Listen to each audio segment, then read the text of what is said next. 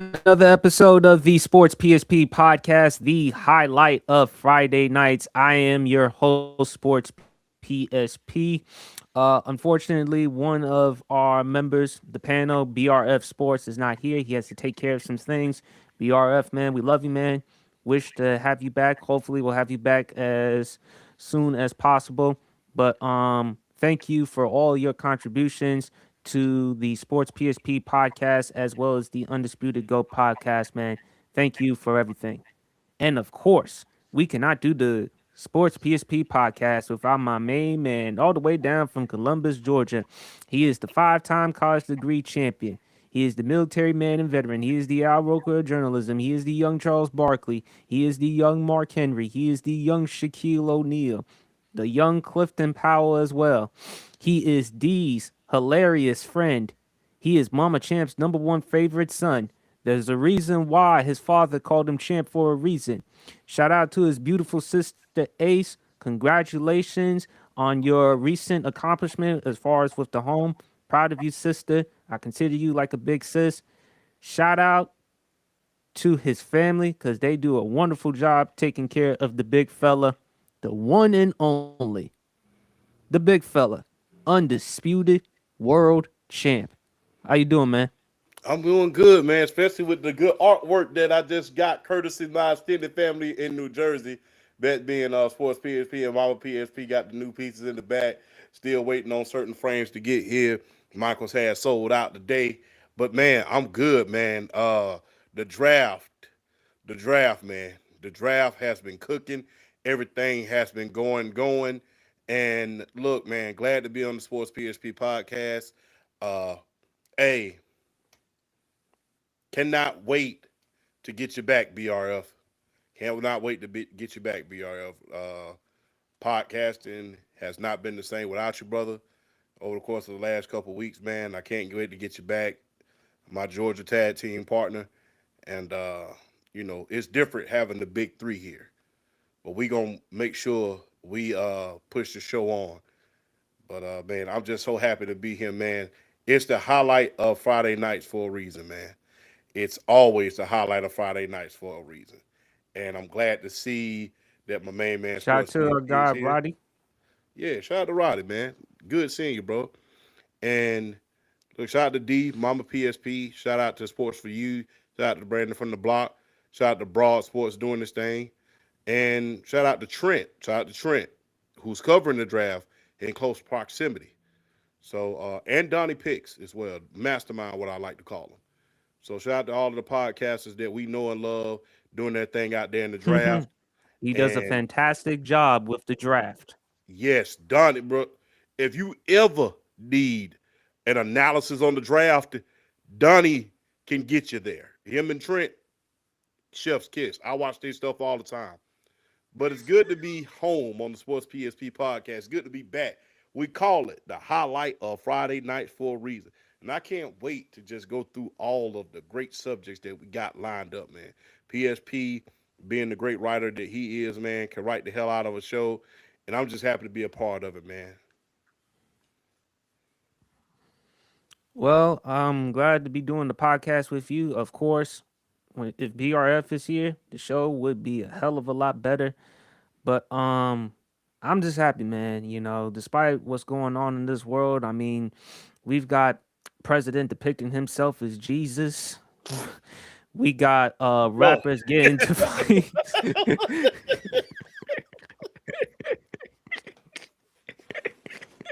You knew for a fact I was gonna man, bring what that the up. hell? I had to bring that up at You some point. waited until I started taking a sip of water today. You want to bring that shit? Just for that, I'm clipping that part. What the hell, bro? Really? You waited until I started drinking water, then you want to bring that shit up? What the hell going on? We got the president depicting himself as Jesus. We got Ice Spice getting into fights at a McDonald's. So anything could happen in the world, in the words of Don King. Only in America, folks. Only Where's your in bodyguards at? America. Why the hell are you getting into fights Only at in McDonald's? America. Where's your bodyguards at? Why the hell are you getting into fights at McDonald's for? Did you hear what Charles Barkley had to say? the slappy meal or whatever. Slappy Happy Meals at Happy. Slappy happy meal. Yo, you need your bodyguards if you go out there in public like that. You Hey, ain't but yay tall. why don't you be her bodyguard? Besides, heck, she'll probably give you a free meal from McDonald's. She'll probably give you some chicken nuggets and some fries and some stuff. No, I'm good. I like Ice Spice, but bodyguard, bodyguard ain't my game. I work security at clubs at times, and believe me, that shit don't get cute at times. But yeah. Next time, have you what the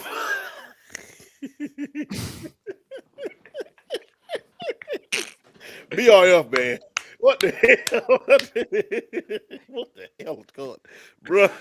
Hey, listen, I'm not. Did I lie? He was the one who depicted himself as Jesus. We ain't even He got was the one who 10 depicted minutes into himself the as damn Jesus, show then yet. claimed We that already he's being a doctor. we ain't even in 10 minutes into the Why do show you yet. think you call me the highlight of Friday nights for a reason? Why do you We ain't think you even, call me the highlight of Friday nights for a reason? we ain't even 10 minutes into the show yet. We already on this. What the But hey, this is what we do, man. This is what we do. We do more than just sports, man. We laugh, we entertain, we do our absolute best, man, to have a good time, reminisce on good things, talk about what's going on in the world. So, hey, that's what stands out with the Sports PSP pod. And the one thing about Sports PSP, he's not going to be afraid to speak what's on his mind. Whether you agree or disagree with Sports PSP, BRF Sports, or Undisputed World Champ, we're going to say whatever we want. And last time I checked, to your point, Champ, there have been other content creators who say a bunch of crazy stuff and still able to monetize their content. Exactly. I've heard some weird. I thought, man, maybe because I try to be politically correct a lot of time, but I didn't heard some. I've been scrolling on YouTube lately and like, damn, how the hell y'all still monetize? But it's wild Just out do you here. know d- do you if you check out Fresh and Fit podcast, Yeah. Myron Gaines, he said something outrageous about what we do as content creators, people who cover sports. He said watching professional sports is like the gayest thing ever. That's what he said, I'll do, which is but preposterous because wait a minute. I don't. But hey, I don't take anything none of those people. red pill guys say seriously because they remind me of guys who, never mind, who I used to throw trash cans at school. You know what I'm Or you saying? could have just said Charles Barkley. They didn't get the girls in high school. Yeah, like I keep it. I keep it PG-13. I used to throw trash cans at guys like at them. We used to throw coke cans at them. And then now you get a platform. Don't people? If I could give you any piece of advice, don't let. There's a common misconception about selling your soul. People think that it's signing a document and things of that nature. Whatever you put your life into and you dedicate yourself to, that's what you're selling yourself to. And if you dedicate your life to bull jive and spewing false rhetoric and doing a whole bunch of nonsense, then guess what? You're essentially selling your soul to that. So whatever you are spewing out into God's green earth, that's what you're selling your soul to. So don't let social media steal your soul. Social media is not real. It's kind of like television was when we was kids. It's not real. So don't be taking the advice of these, in the great words of Jim Cornette, these guys out here spewing utter buffoonery. So it's Well, there's a bunch of buffoonery, and I mean, Tucker Carlson, Megan Kelly, Candace Owens. I mean, hearing the type of stuff that they've been spewing, I'm sorry, miss me. In the words of Ice Cube from the movie Friday, bye, Felicia. So that's how I feel exactly. about people nowadays. But big fella, let's dive into the NBA playoffs. Last night's game, BRF. Man, we wish we could have had BRF. The Atlanta Hawks are now up 2-1 against the New York Knicks, man. Big fella, I got to be honest with you, man. The New York Knicks, they're in a world of trouble, and they have regressed since last season. This was supposed to be the team for them to come out of the Eastern Conference, considering the fact that Jason Tatum had the torn Achilles. I thought he would have sat out the entire season, but he came back a lot sooner than what I thought. So more power to him and the Boston Celtics organization. Detroit is now what, number one? But when I look at this New York Knicks team, okay, there's no Trey Young. The Atlanta Hawks are simply a lot better without Trey Young. Jalen Johnson has played well, improved himself to all star status. They got Alexander Walker from the Minnesota Timberwolves. CJ McCollum is averaging 27 points per game in the playoffs. Look, there have been a lot of problems with the New York Knicks, but I got to say the biggest one has to be Mikal Bridges. And they gave up so much draft compensation just to acquire him. And yes, last night's game, he did have a donut in that game. Um, Jalen Brunson with the turnovers, but to me, man, with the New York Knicks, Mike Brown was supposed to be the guy for them to help change, make adjustments, but it seems to me that Thibodeau was used too much as the scapegoat. Look, Thibodeau, it's been well known running players under the ground, but bottom line, he was able to get the most out of it with these players. And if the Knicks, if I'm afraid, if they don't make a deep playoff run, champ, there may be a possibility that James Dolan may step in and blow this thing up. And I hope he doesn't, because remember, considering the fact that you traded Mikal Bridges, look how much draft compensation you had to give up just in order to acquire Mikal Bridges. Then, of course, you had to give up for Cat. So, with the New York Knicks, if you do that, you start back from scratch, which is hell, which is a horrible, moribund franchise. So, if I'm the New York Knicks, I might as well go for it. On that last possession of the game, I felt like they should have given the ball to OG Anunoby rather than Jalen Brunson. I get it. Jalen Brunson is your clutch player, but OG was getting you going. He did have 29 points in that game, and he did hit two big time shots as the buzzer was about to close. I feel that with Quinn Snyder, the head coach for the Atlanta Hawks, he's done a fantastic job with this team. I thought he should have had more head coach or coach of the year conversation. Him along with Tiago Splitter of the Portland Trailblazers. But I still have the Knicks winning this series. But I got to be honest with you, champ. With these New York Knicks, I am not convinced with them this season.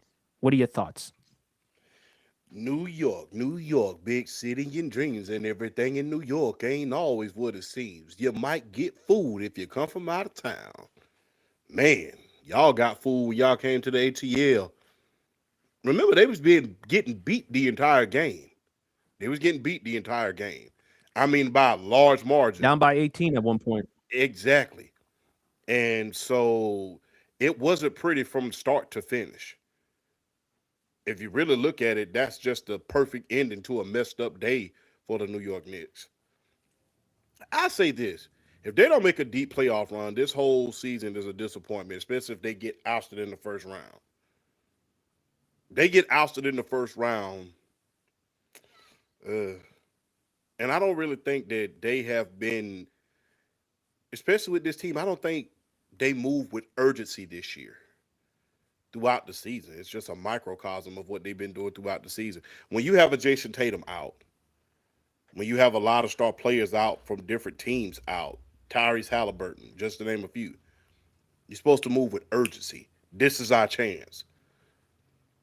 And you saw a lot of time during the season, they was just lagging through the season. Mm-hmm.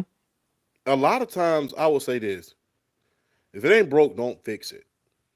And if somebody brings you as far as Tom Thibodeau did, as far as the Eastern Conference Finals, regardless of him not giving his rotational players a chance, then you should make changes and have him make changes as far as coaching is concerned.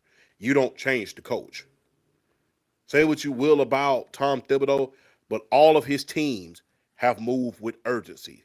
Even after the Chicago Bulls lost Derrick Rose, they moved with urgency, and they was able to accumulate a lot of wins. I don't really see that with Mike Brown, and I believe that they've taken a huge step backwards with him at the helm, especially with that offense, the Princeton offense. I really don't like where it's going with New York at this point.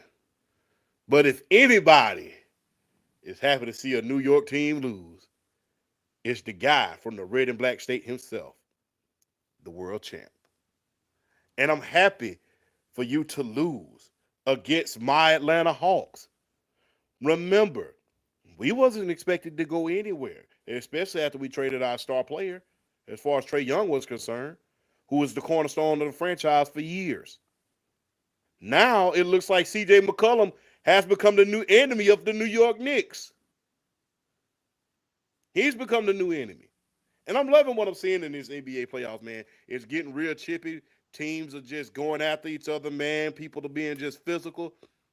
But they ran New York off the court yesterday. Like I stated, that last shot by CJ McCollum, that was just a perfect ending to a messed up day. Now you got to go back. Do not go back to New York down 3-1. That is the last thing that you need to do. Do not end up going back to New York down 3-1. Because guess what?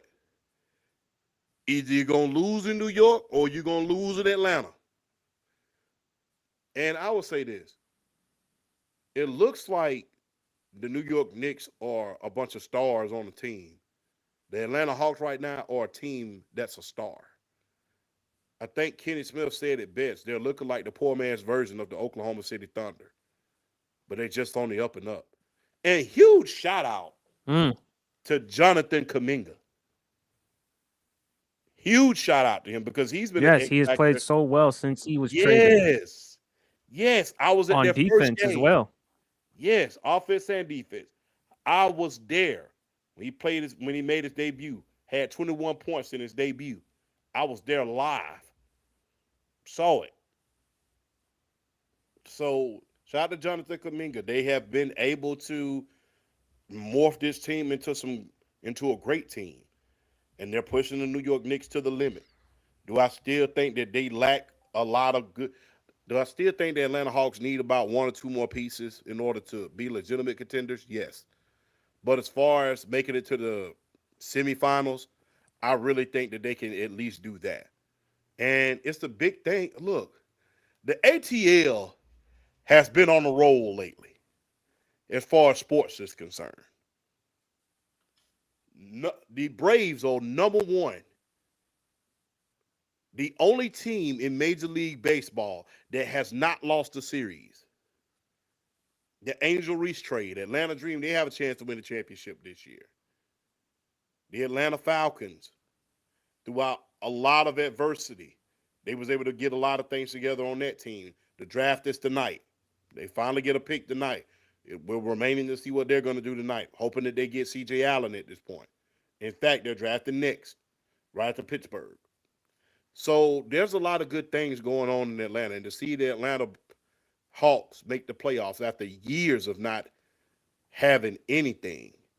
I mean, and to trade a star and to and to have a star on the rise like we do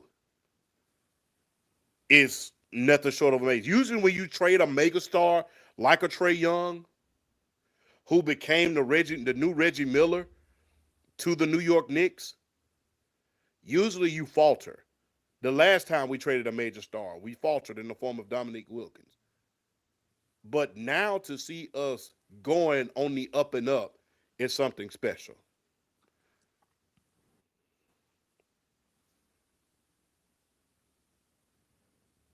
Also, breaking news. Just checked out from Sham Sharanya. Nickel Alexander Walker has won this year's MIP. For those who may not know, that stands for Most Improved Player of the Year.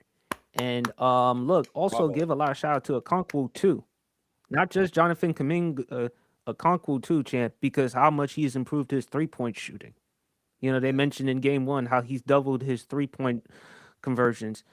But I will say this, as the New Jersey genius, someone who lives not too far away from New York, it's about like 40 minutes away by taking the train from NJ Transit to New York Penn Station.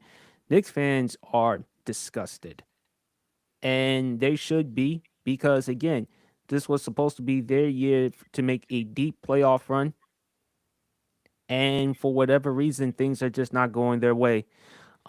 And who knows, champ, because we remember during the season there was conversations about should they trade Cat, should they try to find a way to get Giannis. I think for me they should still keep Carl Anthony Towns because of what he can do as far as with his perimeter shooting and stretching the floor. If you're able to find a way to get Giannis there with the Knicks with Cat, I think that's good because shout out to the JV podcast, and also they do a great job breaking down basketball as well. To his point, if you put Giannis with a big who can stretch the floor and hit perimeter shots, that works. Remember, Giannis had that the year when they won the championship against the Phoenix Sun. Remember, they had Brook Lopez. And Brook Lopez was damn good as far as stretching the floor, hitting perimeter shots. I knew he had enough offensive touch. I used to watch him a lot going back to his days with the New Jersey Nets and then later on the Brooklyn Nets. I think for the Knicks, Mikal Bridges to me, you gave up all that draft compensation just for Mikal Bridges. And let me just remind the folks how much the New York Knicks were able to give up to the Brooklyn Nets just in order to get Mikal Bridges. Going on here on my phone right now. My phone is a little bit slow. Damn Wi-Fi. I mean, sorry for PSCNG. I mean, come on, you gotta hook a brother up. I mean, with the What Wi-Fi internet that is? situation. So PSCNG, that's I the never heard of it. electric company that I work with. Oh, That and also I have Comcast as well. But back in 2024, June of 2024, the New York Knicks acquired Mikal Bridges from the Brooklyn Nets in a blockbuster trade, sending a massive package of 5 first-round picks, 4 of them unprotected, a 2028 pick swap, and Bojan Bogdanovic to the Nets.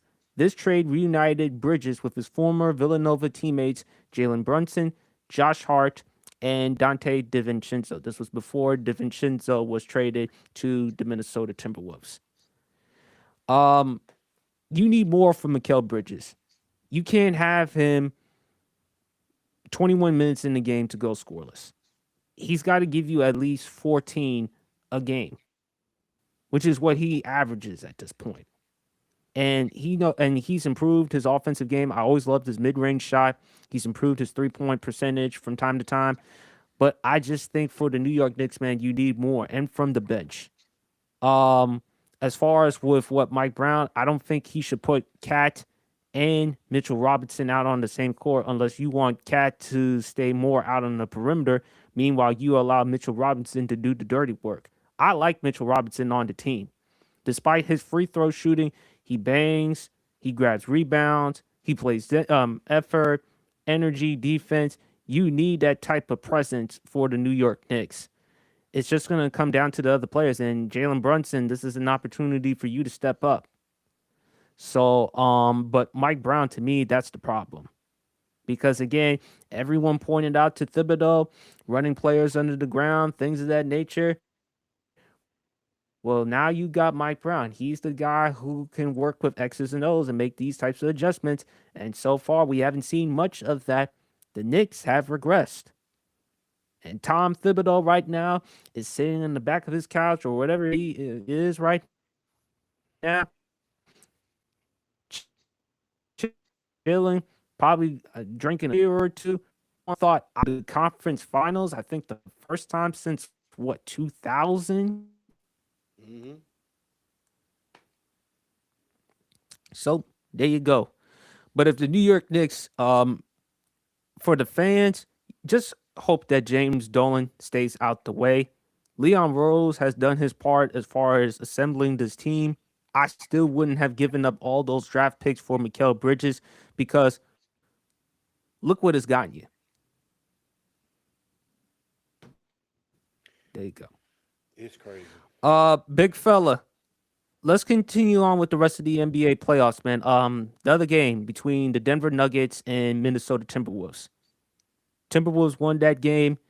Jokic, despite 27 points, he shot 7 of 26 from the field.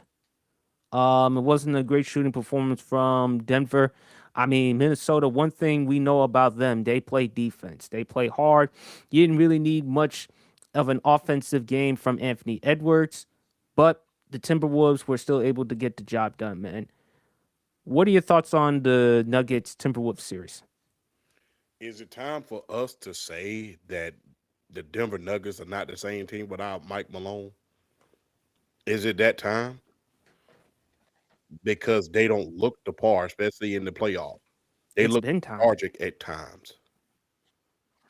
They look lethargic at times. Teams are so anxious to get rid of coaches, but they don't realize the scheme that those coaches bring to those teams. And Jokic, you can't say, well, Jokic is a fraud. No, the team itself is not the same, different scheme. This was supposed to be, it was just, it was just Shout supposed out to to be Dwayne. something that we saw for the ages, especially when you got a generational player like Jokic. You should, we should see more. But like Dwayne said, defense is trash. The scheme is kind of trash. And from what I'm seeing right now, it's not looking good. We were supposed to see this team become a dynasty, win at least one or two more championships. I mean, Jokic is supposed to be cementing his legacy. Instead, we're seeing Jokic and this Denver Nuggets team kind of become a poor man's version of the Milwaukee Bucks because they look lethargic at times. Their defense is not what it used to be. Their scheme is not what they used to be. The offense is not what it used to be. It's not this fine, well-oiled machine like it once was. Jokic is going to get his regardless because he's Jokic. But when you think about the team in its totality, it's no longer there. That mystique is no longer there. So it's safe to say that they're missing Mike Malone in that scheme. And going back, and I hate to revisit this, going back to the Knicks a little bit, is it time for us to issue Becky Hammond an apology? Because she said that your best player, Jalen Brunson yeah, you was not going to win with your can't best win. player being Jalen Brunson. And the world blasted her for it, not realizing she's a champion, three-time champion, and came from the San Antonio Spurs coaching tree and played in San Antonio for the Stars. So is it time to get her an apology at this point? Because she damn She sure had should a get an point. apology, and plus to her point, she damn sure had a point because considering champ, if you look at it historically, the small guards outside of Steph Curry and Isaiah Thomas, who are really the outliers, name a guard, a small guard, whether point shooting guard has won a championship as the number one option. So you need bigger guys, you need bigger guards or forwards or centers in order to take much of the load for you. Size Mhm. does matter. Yes, we would love to hear myself and Champ, we would love to hear underdog stories of Yeah, guys shorter, 6 feet or under winning a championship. I would love to see Allen Iverson capture his championship in Philadelphia against Champ's Lakers. yeah, Nothing personal against Champ and his Lakers, yeah, but again, people love to see the true underdog story of guys like Allen Iverson, guys who are like 6 feet, a buck 60 when actually, and we love to hear those true types of stories. But what Becky Hammond said was true. And yeah, I think people just didn't want to give her the credit or recognition. And it also tells you the fact that is Becky Hammond, has she been outcasted by the NBA? Because she knows her basketball. yeah. She She should have up had on an the college. opportunity to be a head coach in the NBA. Same thing with Dawn Staley. Yeah, So My thing is, champ, to your point, coaching does matter. It tells you that Mike Malone deserves far more credit than what he deserves, which I'm glad for you. He's going to your North Carolina Tar Heels. Now, it's not a slam dunk of a move, but I do think it's a great hire nevertheless because you were able to win a championship on the professional level. Mm-hmm. Okay, so you're going to college. You're working with these young men. You've coached some of the best basketball players: Jokic, Jamal Murray, Michael Porter Jr., Jordan. So I think you should be fine in that regard if you are Michael Malone to coach North Carolina. And North Carolina may not have the recruiting class like a lot of these other big major programs like before, but still with Michael Malone and his presence alone, I think will be good. But we got to give some love to the Minnesota Timberwolves. Rudy Gobert, even though he's not the defensive player of the year, that's Wemby. But man, his presence, what he does with his interior, which is why he's going to be in the Hall of Fame Yeah. eventually. And I got news for those casuals. I'm sorry, champ. I got to say this. For dumbasses who don't think that people don't belong in the Hall of Fame because you just look at the Professional Basketball Hall of Fame or Professional Hall of Fame and that alone, let me remind you that it's the Naismith Hall of Fame, which they take everything into consideration: high school, college, professional, international level. So if Rudy Gobert retired today, he definitely said with Angel Reese High School, college, helping LSU deliver their first national championship, and her winning the MOP, Most Outstanding Player of the Year, winning, I think, 4 state championships in Maryland, being a Yeah. 2-time WNBA All Star, back to Mm-hmm. back rebounding leader. So, for those who doesn't know all that other stuff, sorry for digressing, champ. It's the Naismith Hall of Fame. And when you look at Angel Reese's body of work, she has enough of a case to say she's in the Hall of Fame. And when you look at Caitlin Clark, same goes along with Caitlin Clark. I like Audie Crooks. I like Audie Crooks a lot. I think she's going to do well on the WNBA level as well. I can't wait to see what she's going to do. And considering the fact that, by the way, she just transferred to Oklahoma State, I would have preferred her going to South Carolina because I feel like when you have a coach like Dawn Staley getting the most out of you, hey, I mean that's asking too much. That's like giving Champ extra wings on his plate. Sorry if I do, big fella, but coaching It's the does play a truth. huge role. And It's it the tells you Mike Malone's presence. Any yeah, anyone who tells you that Mike Malone's presence doesn't mean anything, they don't know basketball. So we just got to give credit where credit is due. yeah. That's all we're saying. And you got to think about this as well. Rudy Gobert has 4 Defensive Player of the Year awards. 2 players that are already in the Hall of Fame have that as well. Isn't it the same Ben as the Wallace, Kembe Mutombo? Dikembe Mutombo, the late great Dikembe Mutombo, and Ben Wallace. Both of those have 4 Defensive Player of the Year Right. awards. So he has 4 himself. So if he retires today, he'd make the Hall of Fame just based on that alone. Just based on that Right. alone. And again, it's the Naismith. It's not pro football or pro basketball, pro baseball Hall of Fame, pro football or pro baseball Hall of Fame. The Naismith casuals, if you take the time and if you do your homework and your research, if you stop spending so much time going on OnlyFans or whatever it is that you're going, it's the Naismith Hall of Fame. Just please do some homework and some research. They take everything into consideration. Sorry, I know I got the big fella laughing, but heck, y'all spend way too much time on OnlyFans or whatever it is that y'all going on than do the actual reporting, actual research. Am I lying? Am I lying? Am I lying? Am I lying? Too many, Am I too lying? many, too many Gianna Michaels movies. I guess. Because I know I'm speaking the truth. Because Yeah. and again, and the reason why it always be champ. Look, I just think let's just give players their credit and recognition when it's richly deserved.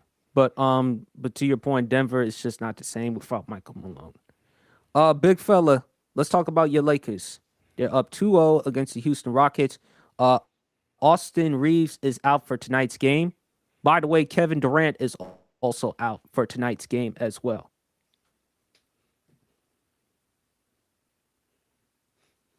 We're going up. So, in other words, I'm predicting you're gonna say sweep, Yeah, we gonna bring sweep. out. Yeah, bring out the broom. We gonna do it with the brush right about now. I ain't got no hair right about now, but yeah. I ain't got the PSP going on, so we gonna do the brush. I ain't got my broom with me. Yeah, we gonna brush the dust off them, and hey, let's have some fun And in listen, Houston. shout out to the beautiful woman at Global Hair Image. Shout out to my girl Katie. Shout out to my girl Kai. But man, I spent a hell of a lot of money getting my hair braided and shit. Yeah, But 100 plus dollars. So, damn, $100. Damn, but I if you thought it want was champ, I expensive. mean, we can get you some braid stylists. No, oh no, I'm gonna spend that. I'm gonna spend that $25 to Yeah, get it's my a lot chick. of money. Yeah. I'm gonna spend that 25 every 2 weeks and just cut my hair down low. That's about it. I was in that 25. I can't do that. $100. Hell no. Now how much it take to fill up my damn truck? You So, want you want me you want me to call Mama Champ and Ace and D to help you through to get some braids? You want me to call them nah, I'm three to good. help you get you some No, braids? no, sir. That that's a steak dinner and a full tank of gas. Nah, I pay. But yes, sweet man. Look, give LeBron a hell of a lot of credit. Give Luke Kennard a hell of a lot of credit. Um, a lot of the role players on this team give them a lot of credit because they were expected to lose, especially if Kevin Durant played. Fortunately for us, he did not.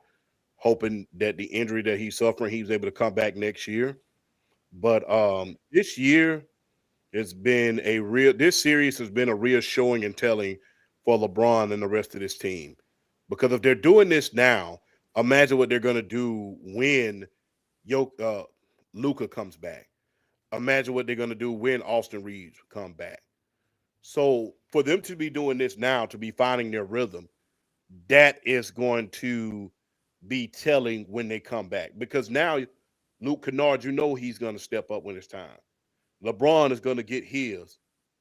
You know that. I mean, even DeAndre Ayton, even he's brought up his play. He had a double double in one of the games.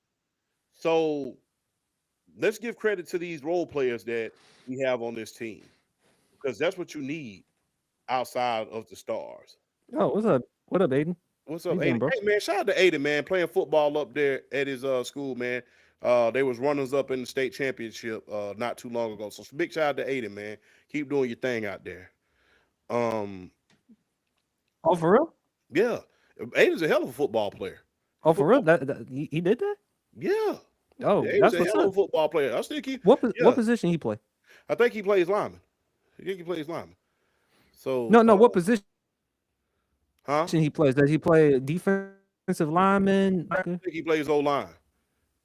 Yeah, I What think he plays. position he plays? Aiden. Does he play defense? Oh, okay. I think, That's what's up. That's yeah, I what's think he up. plays O Yeah, line. that's good, man. So, yeah. So big shout out to him, man. He's doing his thing on the football field, man. Doing his thing out there, been playing for the last 2, 3 years, and he'll be a senior pretty soon. So big ups to Aiden, man. But yeah, made it to the Elite Eight. Yeah, he said it right here. Elite Yeah. Eight. Congratulations. Shout out, man. Nothing but excellence, man. Shout out to Aiden, man. So And of big course, shout out to him. look, Aiden, you can learn offensive line, you can learn a lot of things, and he said it himself. He plays defensive lineman, left tackle, and right tackle. Hey, Aiden, if you want to learn how to play more offensive lineman, learn from the big fella himself. He will always advocate for the offensive lineman. He is the Johnny Cochran when it comes to defending the offensive lineman. The quarterback cannot throw on On his his back. back. Never. And But but Luke the Kennard, Lakers, man, they're gonna take care of the business. I believe they're gonna be, yeah. But LeBron has been playing so well, and when DeAndre Ayton, when he gives you a double double and some consistency, I think you'll be good. yeah, And we shall see with the Lakers, man. We got the Celtics versus the 76ers right now. And of course, well said, O-line most important position. Champ can't argue or dispute that because he's been on the record saying that as well. Well, unless you're Colin Cowherd or somebody like that, because we all know how they are when it comes to the QB position. yeah. But big fella, let's talk about the NFL draft.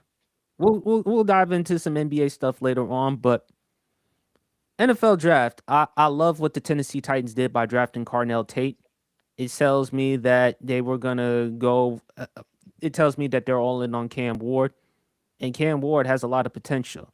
You would I talked to the Inquisitive podcast with my good friend Joey. Hopefully, I'll be back on the podcast again, and hopefully, we can have him on the Sports PSP podcast. Shout out to Joey. I Yes. did like the fact that they drafted Carnell Tate, so I love that as well. The Giants they picked up Arvell Reese. Yet you pair him up with Abdul Carter, and you got Kayvon Thibodeau. Although the interesting story with Arvell Reese, I mean, I showed you his GPA that he had. I think in high school, point 0.4. Wow, I mean, point 0.4 GPA. But either way, man, still, He it's must put his incredible. damn But name on the paper and turned it my in. Commanders, we picked up some.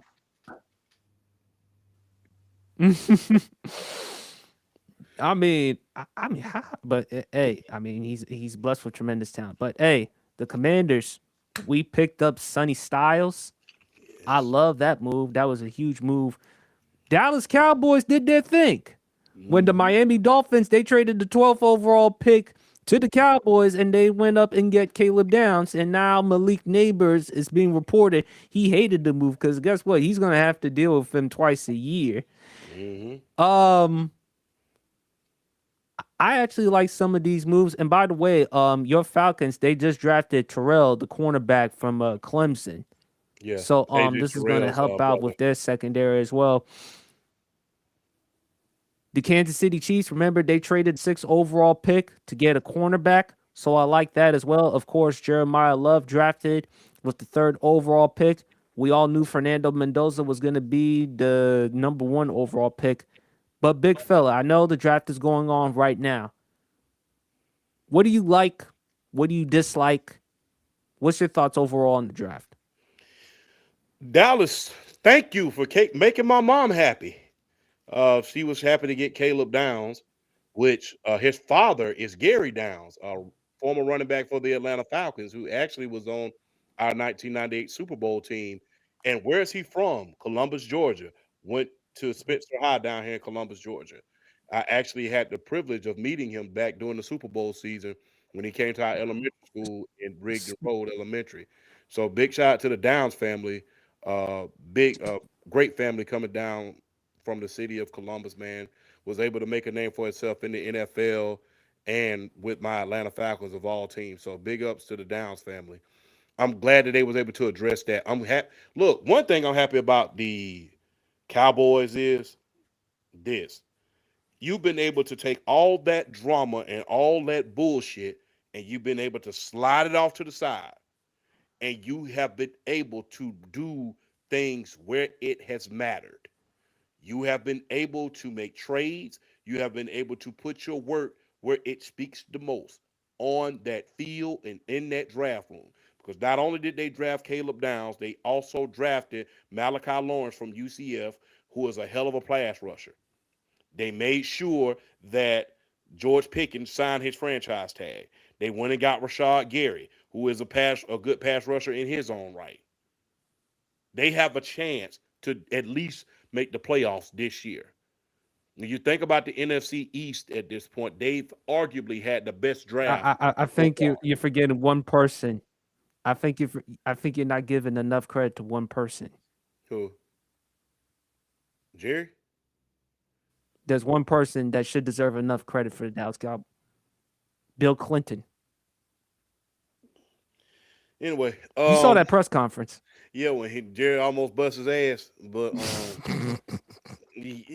ah, anyway, back to Hey, football. listen, he was down at not too long ago. He was down at your place in Columbus, Georgia.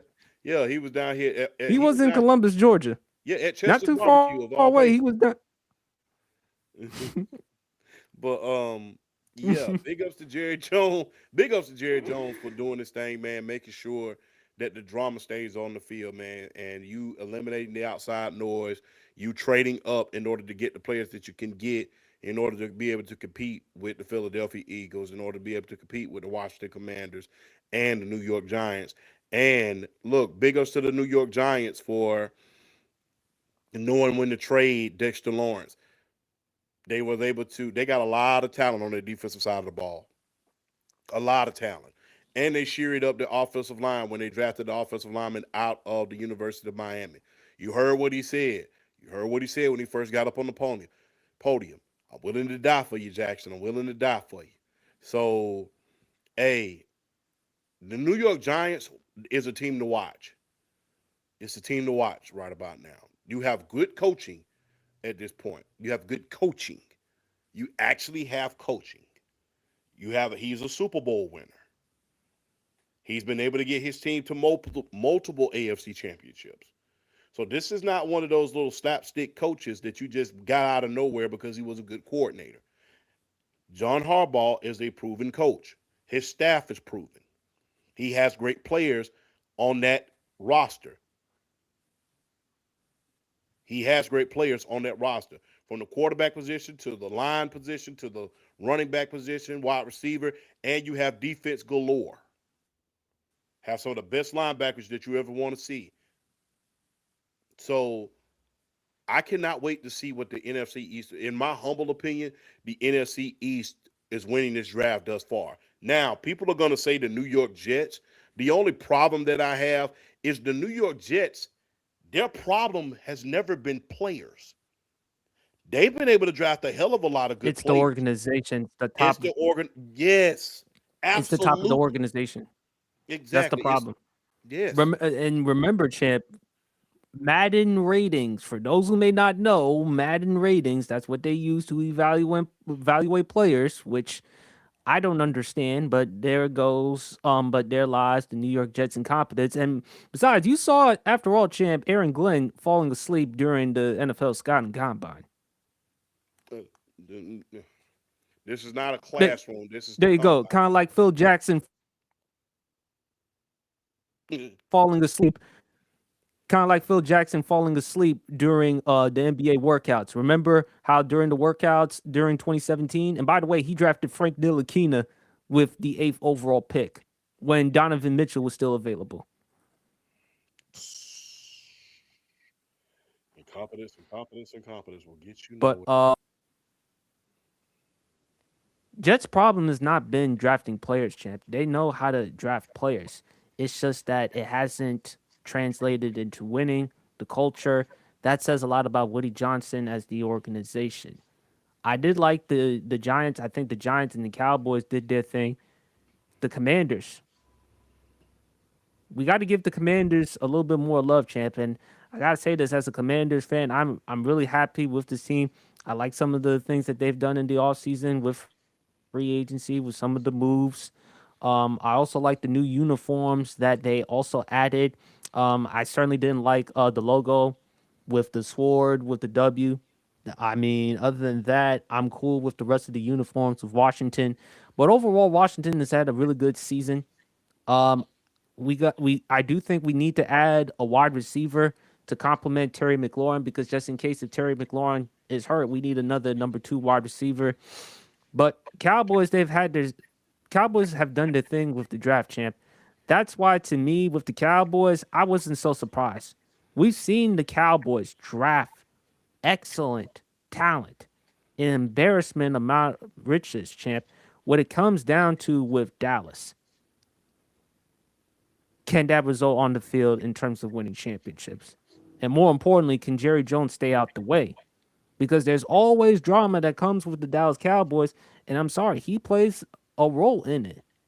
So the fact that he did re-sign George Pickens to the franchise tag, I like it.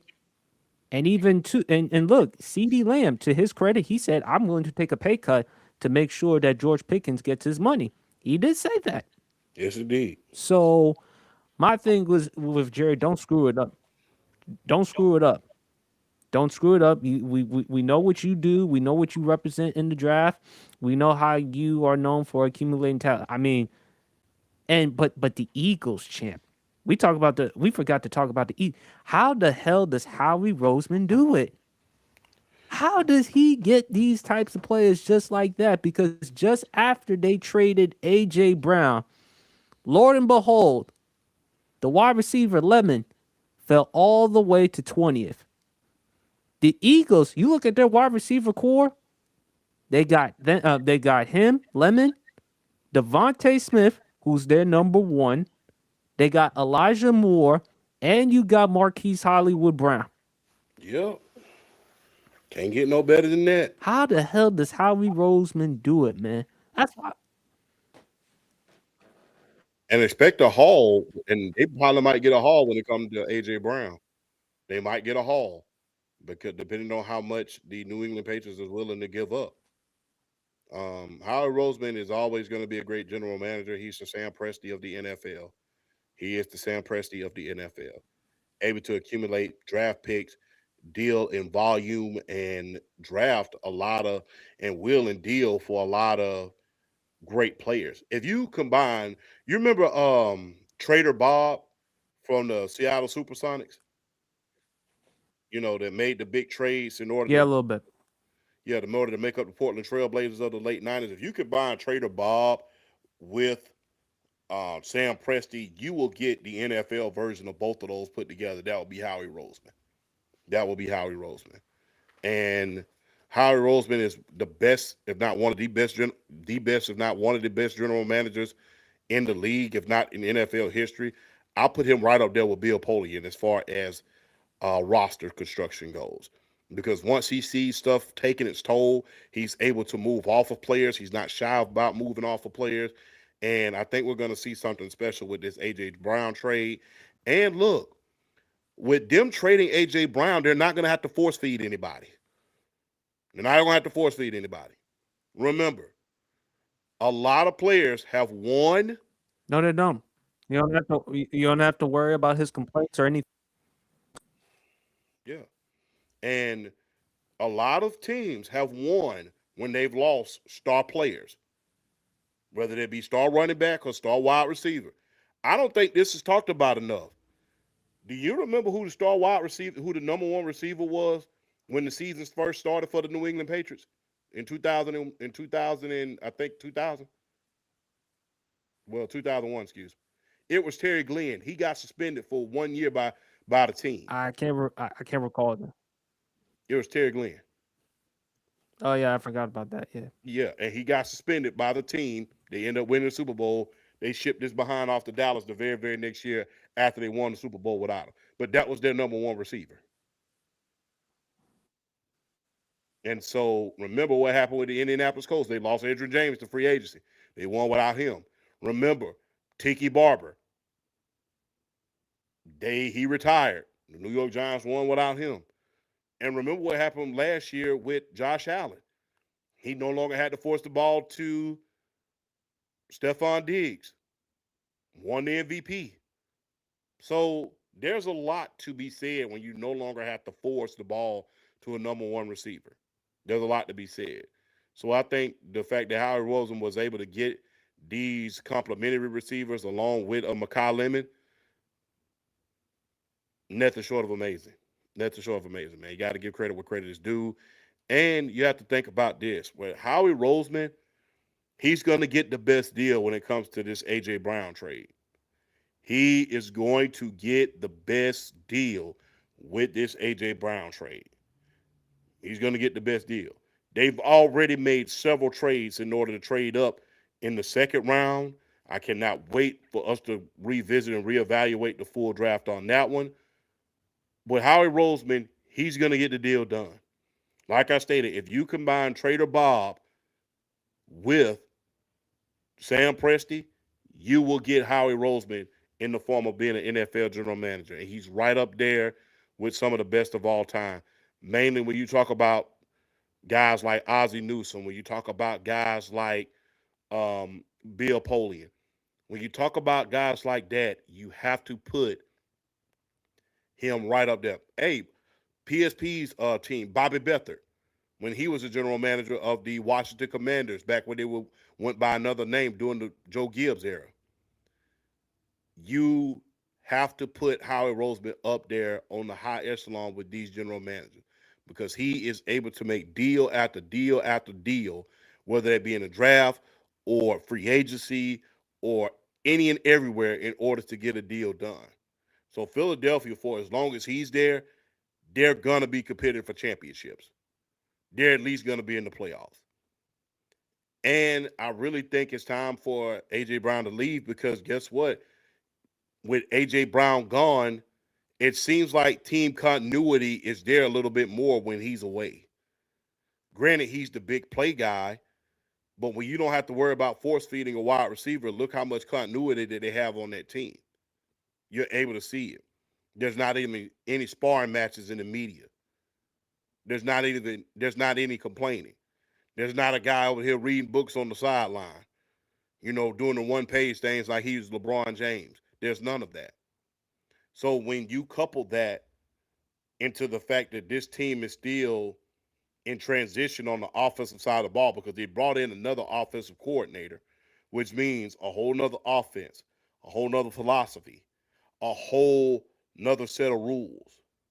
When you think about all that and couple that into one, they need a breath of fresh air on this team. Especially when you think about a lot of the criticism that Jalen Hurts has been up under over the course of the offseason. It's been rumored that he's been pushing back on the offense. It's been rumored that he is the new Russell Wilson. It's been rumored about a lot of different things. So with Howie Roseman being in charge and with Jalen Hurts and the head coach having a lot to prove, because I've said this before and I'll say it again, if you want to get fired real quick, take one of three jobs: a job in the SEC, a job at Auburn, and a job at Philadelphia. You can get fired real quick at those three places. So I think with them drafting Makai Lemon and being able to deal with volume and the fact that Jalen Hurts is going to have a lot to prove, it couldn't have come in a better time, and you cannot have a better general manager.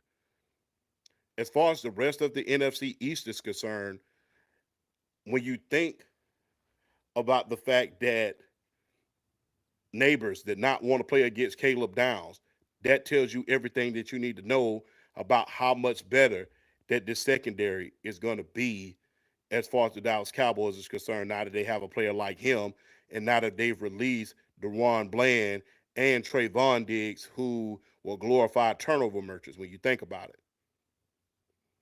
Another team that I think that we should look at is the Houston Texans. They, in the second round, added the defensive lineman from Ohio State to an already stacked defensive line. They already added him to another. They added Caden to an already great offensive defensive line. Excuse me. Who remember last year that defensive line was stifling. You think about Daniil Hunter. We think about Will Anderson, just to name a few. It's that team is going to be scary on the defensive side of the ball. And they upgraded on the offensive line by drafting the offensive lineman. But it's all going to come down to what they're able to do on the offensive side of the ball. Can they protect CJ Stroud? Can they? Can they run the ball? Can CJ Stroud ever recapture that magic that he had during his rookie season? Or will he be forever known as the Michael Carter Williams of the NFL? There's a lot to be desired in Houston. They have that stifling defense. They have a great defensive line. They just drafted offensive line. They just drafted Kalen from The Ohio State University. They just re-signed Will Anderson and Daniil Hunter to top-notch deals. The team that's under the most pressure in this draft has to be Houston because they have to draft the protection needed and the offensive weapons needed for CJ Stroud. And CJ Stroud has to perform himself. If CJ Stroud does not perform this year, there's going to be a lot of questions. And do not be surprised if he has a lackluster year this year, that being CJ Stroud. If he has another lackluster year and lays the goose egg in the playoffs, and this defense has to do all the work, don't be surprised if they start betting the farm on getting a quarterback next year with their loaded quarterback class coming out next year. Don't be surprised. Because CJ Stroud has not been the same since his rookie year. He's been trying to recapture that magic ever since. I know people are going to say the offensive line and the fact that they didn't have the line play that they need, but if you think about it, he has looked lethargic at times. So this draft is very, very important to their Houston franchise. Very important for that Houston franchise. Another hidden gem has to be Terrell that just went to my Atlanta Falcons. I think that him and his brother is going to do great things along with Jesse Bates on the defensive side of the ball. Although it's very, very controversial, the fact that we will eventually get James Pierce back is a plus, but I don't like how it came about. It's a plus, don't like how it came about. There's a lot of different things that we have to discuss about the NFL draft. We can only wait until it's over in order to see who won. But we all know draft picks don't tell the real story until on down the line. Now, one of the hidden gems that I'm happy that just went as I'm looking on my television screen right now is CJ Allen from my Georgia Bulldogs. Very, very reliable running, very, very reliable run stuffer, very, very reliable in coverage, and able to make plays behind the line of scrimmage as well. So CJ Allen is definitely going to be a steal for this Indianapolis Colts team. Definitely going to be a steal. I think the team with a quarterback that's under the most pressure this year is probably going to be Justin Herbert because everything is not going to be dictated about what they do in the draft. It's going to be dictated on him because the Chargers has always drafted well. It's just a matter of can Justin Herbert finally go out and perform in the playoffs. He's had lackluster playoff games. He's had very, very lackluster performances throughout the regular season. So, who's up under the most pressure outside of Houston and CJ Stroud has to be Justin Herbert from the Los Angeles Chargers. One person that I really am watching right about now as I pay attention to the NFL draft is I'm trying to see where Zachariah Branch is going to go, if he's even going to go in the second round. As we all know, he was arrested for obstructing a police officer earlier in the week. So I'm anxious to see where he's going to go. He's still on the board. The Chicago Bears are up. I know they have receivers galore at this point in time, but will they take a chance on him and put them with an already loaded receiving core? Or will we see the San Francisco 49ers take a chance on them, considering the fact that they're more than likely going to be trading Brandon Ayuk this year? And they're just kind of starting over with a whole new nucleus at the wide receiver position. So that's another name that I'm really, really looking at this point in time is Zachariah Branch. Like I stated, character issues came out this year. Well, just this past week, excuse me, with him. But the 49ers need a wide receiver and the Bears need a wide receiver. So let's see who ends up taking him as we move forward along in the draft. Another person to look out for, Karan Crawford from the Auburn University, Auburn Tigers. Hell of a pass rusher. Don't be surprised if Dallas ends up taking another look at it because they need another pass rusher. They need depth at the pass rush position. So do not be surprised about that. Let's shift gears a bit and go back to the Atlanta Falcons. I know they just drafted AJ Terrell's brother, who is a very, very reliable cornerback from the Clemson Tigers. But let's shift gears back to the James Pierce situation. As we all know, he has been involved in a lot of controversy as of lately, especially dating back into February with the Rakia Jackson situation. Well, back to March with the Rakia Jackson situation. As we all know, he was deeply involved. He was being charged with 3 misdemeanors, 3 felonies, and right now he's able to get all of those charges dismissed because he was able to get not only Rakia Jackson, but the police department of that particular county down there in Florida to sign pretrial pretrial requisitions, I think, in order to have to where if he completes this program for 6 months, they will drop all the charges. It's going to be interesting to see what happens in that situation and how many games he's going to be missing. Depending on how quickly the team could get him back, that will dictate how far we go. Because regardless of the character issues, you cannot negate his performance on the field. Like I stated, I don't like the fact of how it ended. My humble opinion, even if they suspend him for, let's say, 5 games, it still won't be enough, in my humble opinion.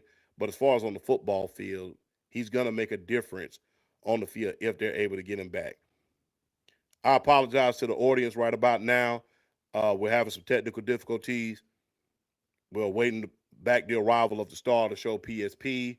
If you're paying attention to the draft, they just drafted a center from Washington. Let me go back just a little bit in order to catch the name of that particular player real quick because they just went offensive line. The Chicago Bears did, and they drafted a center. The Cleveland Browns are up, and they just drafted Emmanuel McNeil Warren, safety out of Toledo, and they got an absolute steal with him. So he's gonna be a definite asset to go along with that hell of a pass rush that they have up there in Cleveland. Cleveland has been cooking this offseason, believe it or not, but it's all going to be dictated on what Sador can do. If Sador can be the player that we think he can be, then the Browns are going to go further. But they do need wide receiver, they do need offensive line, and they do need secondary, and they do need help on the defensive side of the ball in order to provide Myles Garrett with some help as well. We're waiting the arrival of PSP. My sincerest apologies about this. We are paying attention to the draft at this point in time. And the player that the Chicago Bears have drafted was Logan Jones. Make sure I got that right, ladies and gentlemen.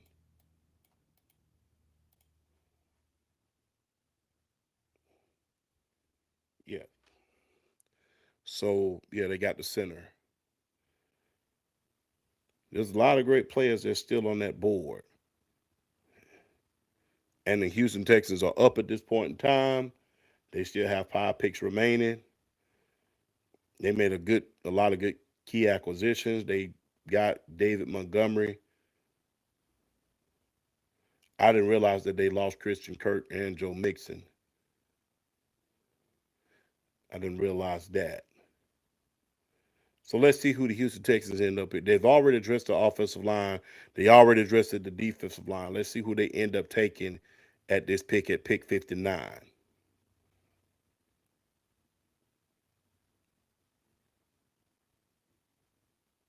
Let's see. Again, we apologize, ladies and gentlemen, about the technical difficulties. We're awaiting the arrival of the star of the show, plus PSP. He should be back momentarily once he gets everything together. But as of right now, we're just paying attention to the draft and who the picks are. And we are on Houston right now.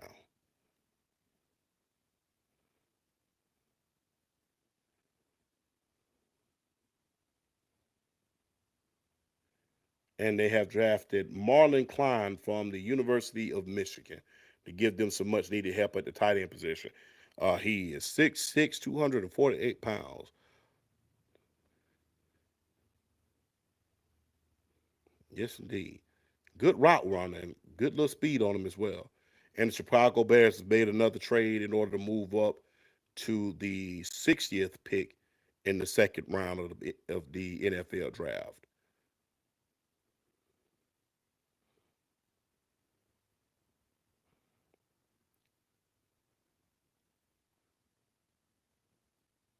Well, excuse me, the Tennessee Titans, they made a trade in order to get to the 60th pick.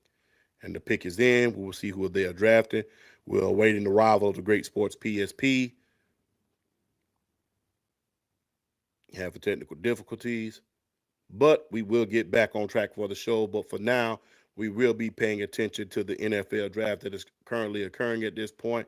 We will look for an update on the NBA playoffs, which I will go to now.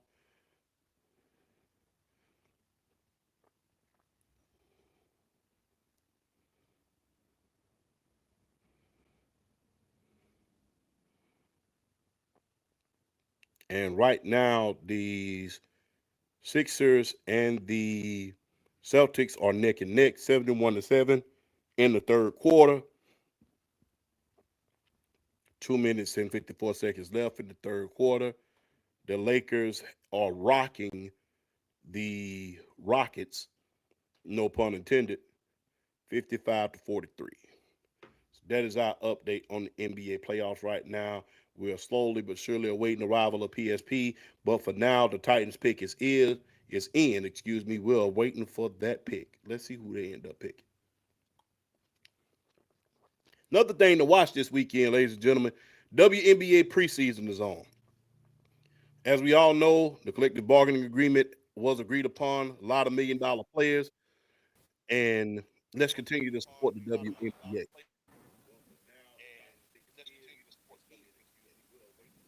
Can y'all hear me? Loud and clear. Can you hear me? We Yes, good? indeed.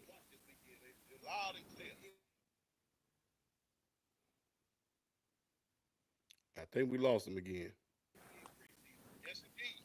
Sorry, it is hell in New Jersey right now. But man, but glad to be here as always. Thank you for running down the show while I was gone. Again, I apologize, everyone. Sports PSP was dealing with some technical difficulties, but just glad to be back on and hopping on the show. Champ, I heard a lot from what you said regarding the draft, particularly with the Houston Texans. It comes down to the year, man. I mean, you had the defense, you got some of the offensive line. Now it comes down to off the year, but the receivers, inception from Texas A&M, they got the wide receiver from Washington, or should go full to Cleveland. So, and getting them offensive line for Cleveland. So I love it for Cleveland. But big fella, we gotta talk about Diana Rossini. She announced her resignation from the Athletic. Um, look, it was gonna happen eventually because they gave her a decision. By the way, did you check out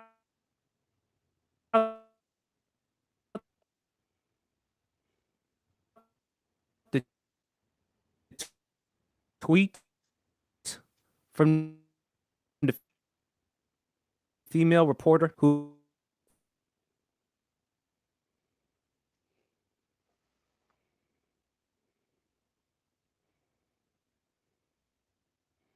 I think we're losing PSP again.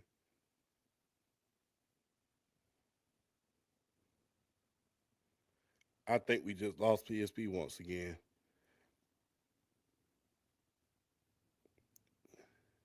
So basically, Diana Rossini did end up resigning from the Athletic.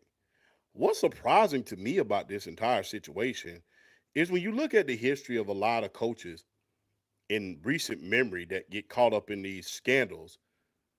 Um, number one, let me piggyback just a little bit. Let me roll back just a little bit. I don't think that the press is being as critical as they should be when it comes to Mike Vrabel. I think we're paying way too much attention to Diana Rossini.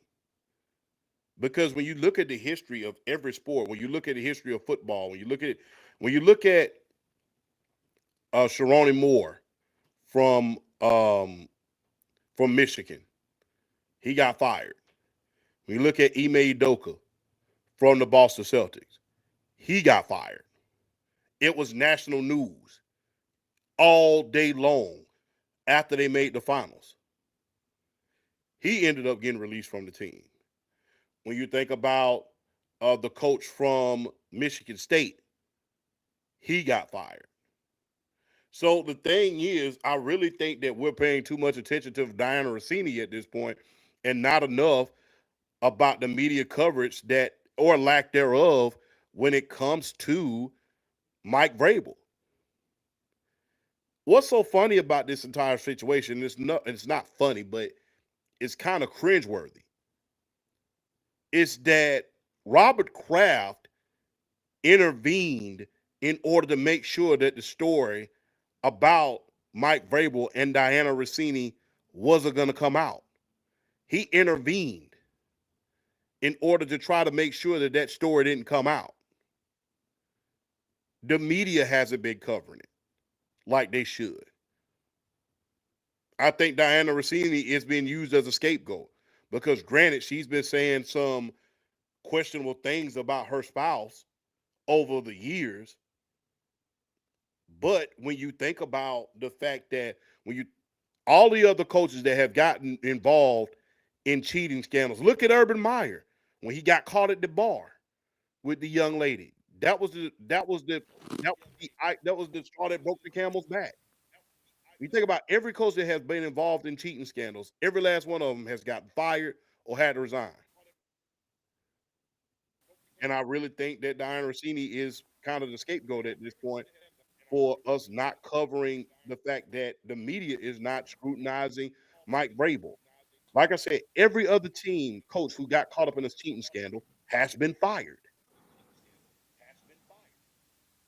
Robert Kraft, he intervened and tried to make sure that the story never came out. Now more things have come out in regards to the Diana Rossini Mike Vrabel relationship. Come to find out, this is going on even after he got fired from the Tennessee Titans. There was pictures that was resurfacing from back then. Now they're saying, "Oh yeah, he needs help, he needs this." Where was this energy for Coach Cerrone? Where was this energy for Ime Udoka? Where was this energy for the Michigan State coach? Sure, I'm more. Yes. So Big fella, can you hear me? yes, I can hear you now. So every coach that has been Okay. involved in cheating scandals have been fired, but yet the media is, "Oh yeah, Mike Vrabel is not available for questioning this day. He's going to miss day 3 in order to avoid a rehabilitation program." Really? We're talking about Diana Rossini, but we're not talking about enough about how Mike Vrabel is not being held accountable because every other coach, the And problem is, it's also been reported that he's stepping counseling. He's also reportedly stepping down for counseling.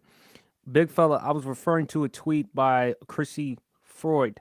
This is what she tweeted regarding Diana Rossini's announcement of her resignation. I'm sure you were told to submit this or that you would get fired instead. Don't let the door hit you on the way out. We know who you really are and what you've been up to for years. It does so much detriment to women in sports who have done things the right way. rightfully so. Again, the path you take is not your own, and when you get caught up in Look, that type of situation, it's ridiculous. here, here's my thing regarding the whole Diana Rossini situation. Um, she, as far as her career as a sports journalist is concerned, I think her days are done. But that doesn't necessarily mean that her career is over. Yeah, I still believe she will have a career as far as what we're doing, podcasting. I mean, look at the laundry list of people who've no longer in media or lost their jobs. Look at Joy Taylor. Look at Emmanuel Acho, Mm-hmm. Skip Bayless, Yep. Shannon Sharp. When he lost his opportunity at ESPN, still working, still doing nightcaps, still doing Club Shay Shay. As you've often said before when it comes to podcasts, champ, podcast is the new landscape for content creators, journalists, podcasters. It could be for anybody. And I think Diana Rossini, the reason why she resigned, champ, is because there was more evidence against her. There was photos of her and Mike Vrabel at the bar. So it was clear. You know what kind of reminds me of, champ? The emails. Remember at first it started when he said DeMaurice Smith, the NFLPA, he has lips the size of Michelin tires. Yeah. Yeah. Forget Tony Dungy and Mike Tirico, who, by the way, for those who may not know, Mike Tirico used to work with John Gruden on the booth by on Monday. Remember the latest emails of saying derogatory things about the LGBTQ and women? Mm-hmm. Ultimately, the Raiders gave John Gruden the option to either leave after you. And that's exactly what I think with the Atlanta. Mike Vrabel should be held more to the fire, champ. Yeah. He should be held more to the fire. And look, it's embarrassing, but at the same time, the only reason why he's still keeping his job and he has connections with the team. He's been with this organization. So they're not going to, it's embarrassing, but it's stuff with these problems. But to your point, big fella, you often talked about Diana Rossini's husband, how Diana Rossini was talking about how average her husband is.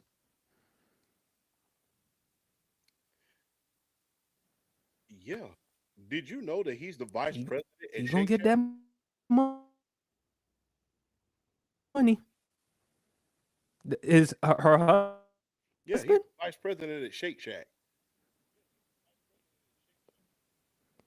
Didn't wasn't this true, champ, that he hired a private investigator to take those photos of Diana Rossini and Mike Vrabel? I don't know if that's true or not, but if he is, they did a hell of a job of it because they got stuff all the way back from 2020.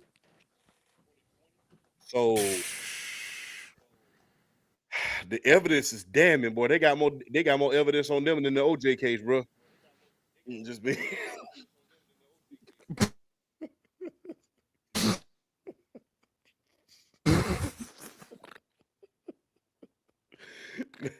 oh man.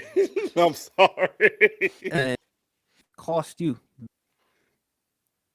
Don't let the WAP cost you. But in all seriousness, man, look, Diana Rossini, she has no one to blame but herself. Mike Vrabel has no one to blame but himself.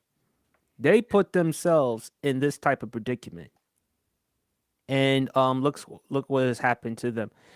Um, I think Mike Vrabel at some point he's going to have to address these issues because if he doesn't, it's going to be a constant distraction to the team and the rest of the organization in the locker room.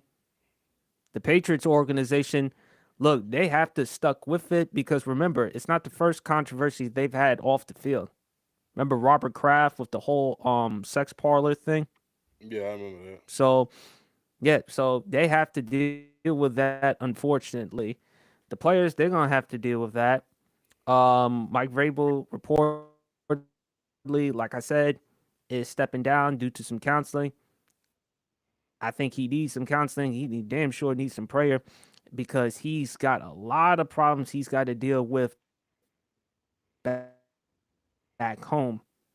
But point champ, the double standard. What do you think about that? Where was the attention for Ime Udoka or Sharon Moore or anyone else who was involved in this type of scandal or situation? Yeah. Um, I think Diana Rossini was still able to earn a living, but her journalism, but her journalist career, it's over, champ. Because the number one thing you would know, I would know as well. The number one thing when it comes to being a journalist or reporter, Integrity. integrity.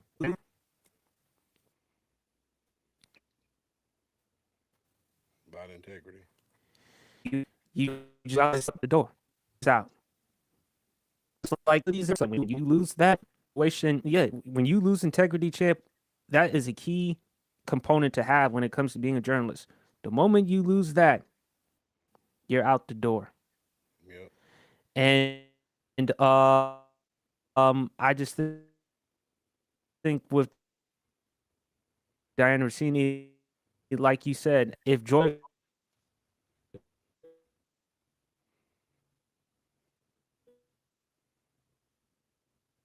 can get a job, and the fact that she was involved in that lawsuit, broadcasting, and earn a living, difference would it make for Diana Rossini? Yeah. But for the Patriots, it's an embarrassing situation, champ. But champ, I wanted to talk a little bit more with the draft. I think Cleveland did his thing. The Cowboys did their thing in the draft. Again, sorry guys, due to some technical difficulties, I apologize for the podcast not running as smoothly as it normally goes. Apologize for that. Fella, I think Cleveland they did their thing as soon as they saw the pick in the draft. You've done the offensive line, getting wide, but big fella, I think Cleveland receivers for Shador. So I like that part for them. I think the Raiders had an excellent offseason. Like you mentioned, the NFC East, they've done their part. They've gotten some weapons. So I really like this a lot. I wanted to talk to you about Ty Simpson. I wanted to talk to you about Ty Simpson when they drafted him. What were your thoughts on the Rams drafting Ty Simpson, 13th overall champ?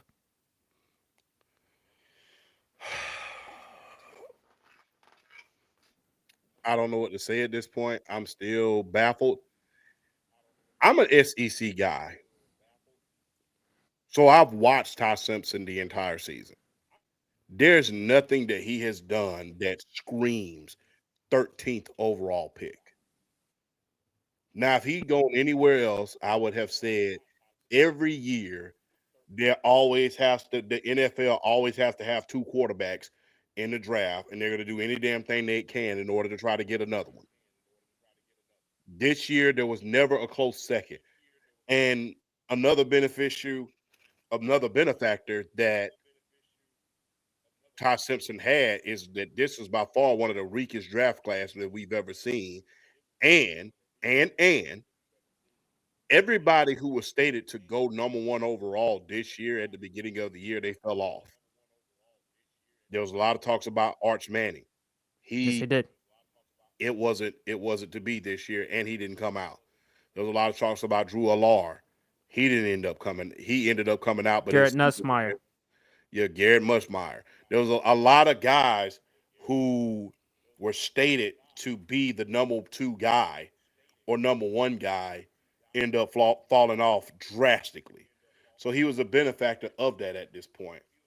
So when you think about the fact that the NFL always has to have two quarterbacks in the first round, and they pick Ty Simpson is a crazy work.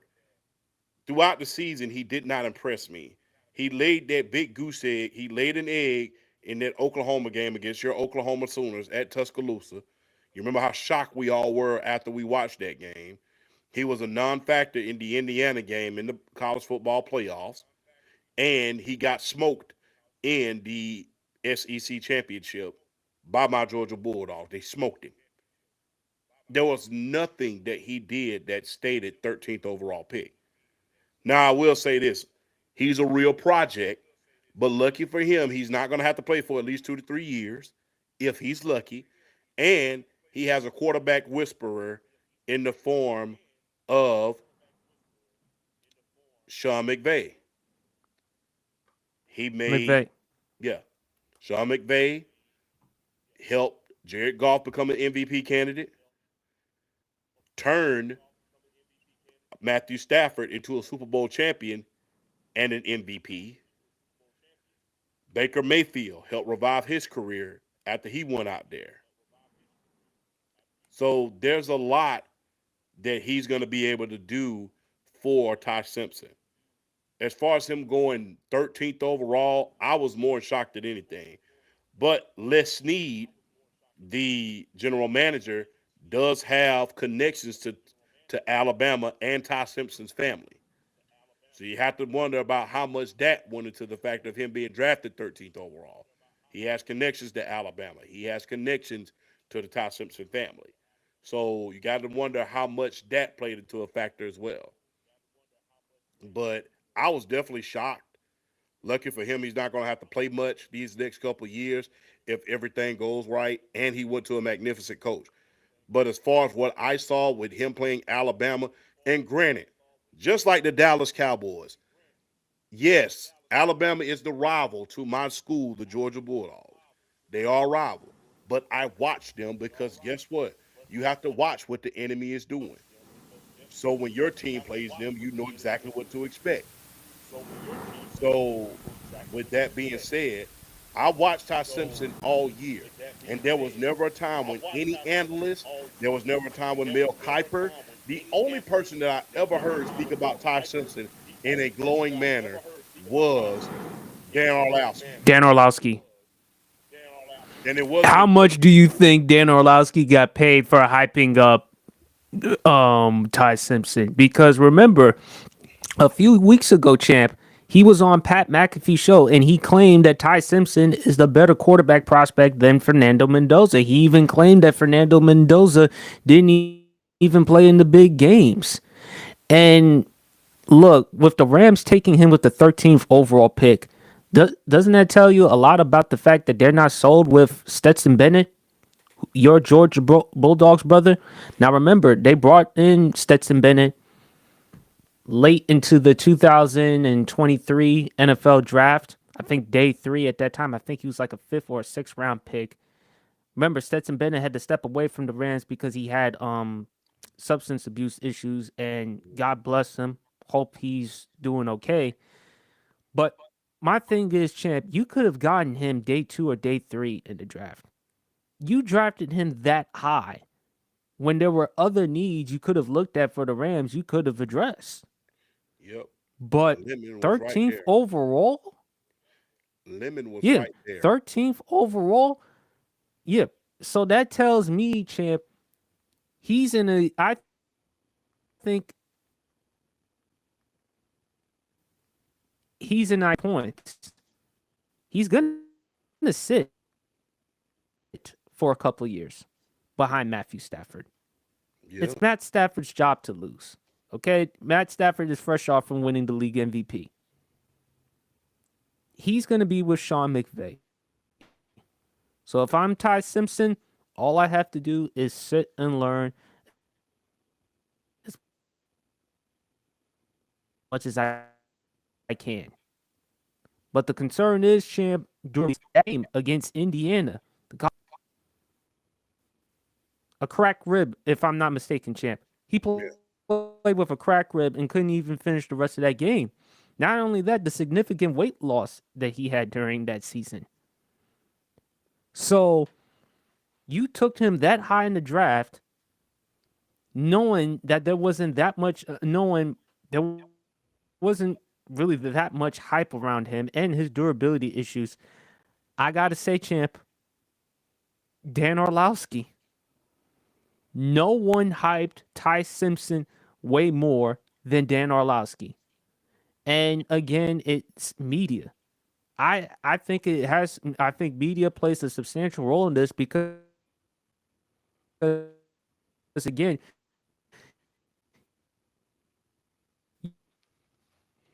you and I, we watch a lot of college football.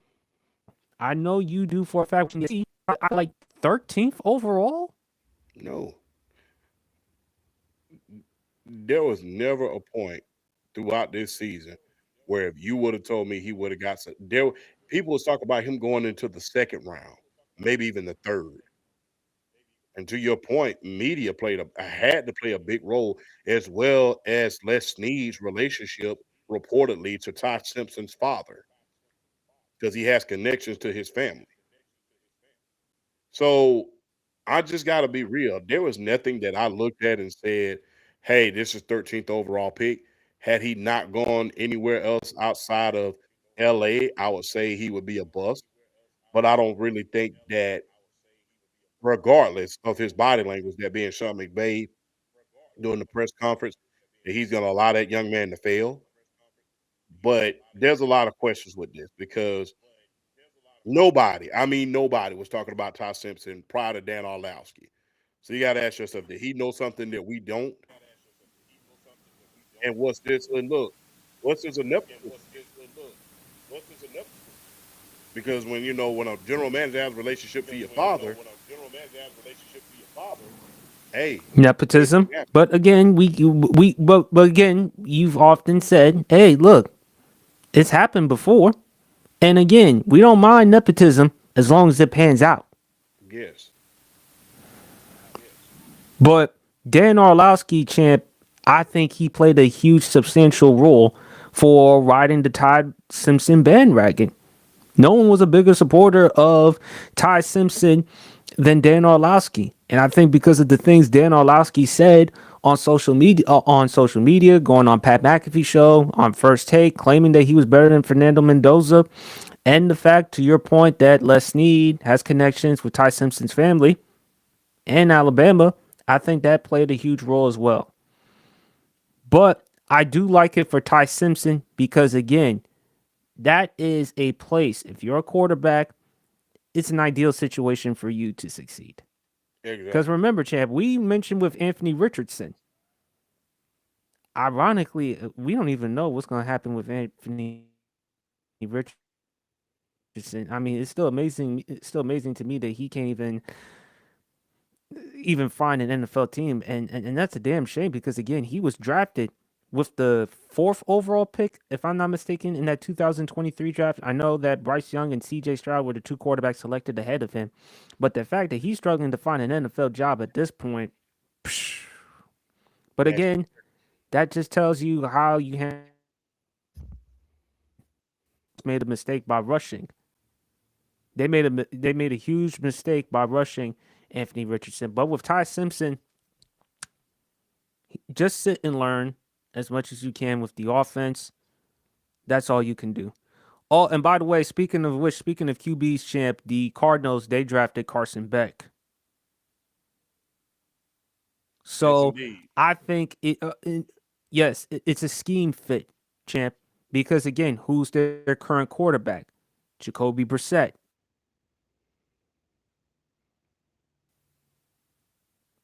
So he's a stationary target at best. Style of offense, I think that's where they're going to go into that direction. By the way, your Atlanta Falcons, they drafted Terrell, the cornerback out of Clemson, to pair him up with his brother. What are your thoughts on that? I like that pick because it wasn't just a nepo pick. That dude could actually play. So to see another cornerback, another shutdown corner together, and along with Jesse Bates, that should be good. Like I stated earlier, I'm not happy about the way things ended with the whole James Pierce situation. Not happy about that at all because my humble opinion, you don't judge too harshly, but yeah, had it not been for Rakia Jackson, and he better thank his lucky stars to thank God for Rakia Jackson. If it not been for her agreeing to give him a break, he would probably be serving time and would probably been serving a year suspension at minimum in the NFL. Now, look, you can rest assured Roger Goodell is going to throw the book at him, but how much of the book he's going to throw remains to be seen, especially since he's going to be in a situation to where He doesn't have to serve any time. Only thing he has to do is just go to counseling. But as far as on the field is concerned, that is the plus for my Atlanta Falcons. So when you bring all of these key players back on the defensive side, you will eventually have James Pierce back, and the I, fact you have the cornerback, that will be a plus. Like I said, I'm not happy the way it ended, but as far as on the field, it's going to be a plus. And you drafted Terrell, that's going to be something special. And this defense coming back along with this offense, that's going to be something to behold. big fella, for me, James Pierce Jr., he's fortunate not only that Rakia Jackson decided to give him a break, his attorneys, the representation, the team around him, he's lucky as hell. I do believe that Commissioner Goodell may either put him on the commissioner's exempt list. For those who may Mhm. not know, that means you won't play, but you will be eligible to get paid, or he will give James Pierce Jr. a suspension. I do believe he's going to serve some time being suspended or away from being football champ. But then again, Commissioner Goodell has to be careful because again, where does James Pierce Jr. play? In Atlanta. And again, if you thought the situation with Ray Rice, remember how with Ray Rice how he handled the situation? That was a black eye. So for Roger Goodell, he better make sure he handled this situation very well. So my Hey, thing is, if you're Roger Goodell, you may have to give him probably 10, 11 games. Four? no, 8 games, half the season. I would say 10, 11. That's fair as well. I don't have no problem with him being suspended because the thing is, he's lucky to be Given the alive. magnitude of the situation. Yeah, Yeah. and like Given I the said, he's lucky to magnitude be of the alive. situation. Yeah. So I mean, because that would have happened to that, he would have did what he did as far as not just with the DV situation, but with the cop. Yeah, he'd probably be on a T-shirt right about now. Just being real. And he is lucky. Big fella, has there been any teams you looked at in the draft that really didn't do their homework? Because Miami, come on, man. You gave up the 12th overall pick to Dallas and they were able to get Caleb Downs. Miami is Miami. I don't know what to say about Miami at this point. They were. What's so funny about them is they weren't always a dumpster fire. I remember Miami, the Miami Dolphins used to be world renowned for winning. Decent. Yeah, I mean they used to be world renowned for Or winning back just up back then, until yeah, they were very legitimate back then, but nowadays it's just like champ, it's what's going on? I think that they don't have the correct general managers in the spaces that they're supposed to have. I don't think that the owner. I don't think he has a clue about what he's doing. Remember, he didn't want to hire Mike Tomlin because he was too hip hop. Dude, you stay in Miami. Let's just be real. You stay in Miami. That's a dumpster fireplace in itself. But I love the fact that the Indianapolis coach took CJ Every Allen. come on. I did too. But again, champ, Miami has had problems. I mean, the whole Bullygate situation with Richie Incognito, Jonathan Martin. Then, of course, champ, remember for Babyface Hill when we were discussing Des Bryant, remember what Jeff Ireland, the questions that he was asking about Des Bryant's mother? Yeah. What kind of question is that? So been a dumpster fire. Gonna stay a dumpster fire. Be That's the grateful. type of for an intern to whip a boss's ass. That would have been the best moment. if there was ever a moment, it's unbelievable. I mean, and look, you I mean, can you remember they had to cut Tua, and because of cutting Tua, $99.2 million in cap space Yeah, because of that. I mean, that is just dirty work. Miami is a dumpster fire, That's but the just Jet, like a but the that's Jets just can get. that's just like a baby. That's just like a pair of fresh diapers, and then they just shit all over the diapers. That's just how it is. Pretty much. They just all over the diapers. So now you have to go fresh pair of diapers, and then to get you some shoes. You're gonna have to do. They just all thing, champ. Ridiculous. Fair or whatever. It really is. I mean, I don't know what's going on the organization, but it's Stephen Ross, the owner. Yep. The one consistent problem is him. Yeah, I mean, I don't know what else to say about it because, like I stated, when the former owner was involved, when Dave Wanstead, guys like that, but they were involved, Miami was at least decent. But ever since Stephen Ross got there, he became the owner. I mean, think about how historic the Miami Dolphins was. Larry Zonka, Brian Greasy, Earl Moore, Don Shula, Irvin Fryer, the Marx Brothers, Dan Marino, David Overstreet, just to name a few. Mercury Morris, Jim Kick. All of the legendary players in the NFL came from Miami. See it in the state that it is in now. It's nasty, nasty work.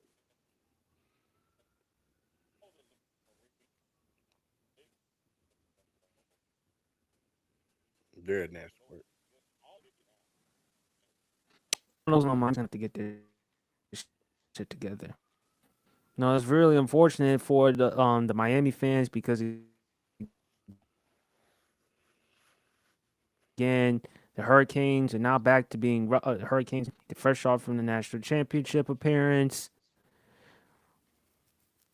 I just don't know what to say with Miami, but that sucks, man. That just really sucks. And unfortunately, champ, just breaking news: Victor will not play in Game 3 against the Blazers because of again the concussion protocol. I'm sure you saw that nasty fall that he suffered in Game Yeah, that was a nasty fall. 2 against the Blazers. Yeah, but just done a tremendous job. You got to give a lot of credit to RC Buford. We keep talking about Sam Presti, but RC Buford is definitely up there.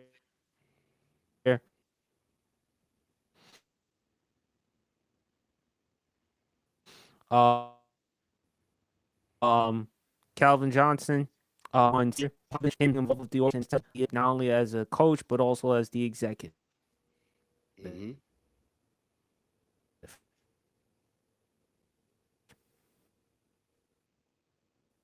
That's why if someone make the argument, you're able to make the argument of Phil Jackson, I ain't got a problem with it. As a coach, one thing about not just a coach, so as an you have to take that into consideration. And I'm a Bulls fan of the argument for him being, I have no problem. But big fella, baby face heel, terminology or language, baby face good guy, heel a bad guy, tweener, easily ultimate strongest man, Mark Henry.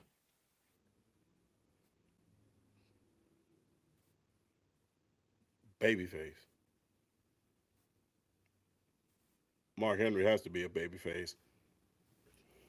Um, we're losing you a little bit, PSP. If you can hear me, we're losing you. Like you in and out real Baby bad. I mean,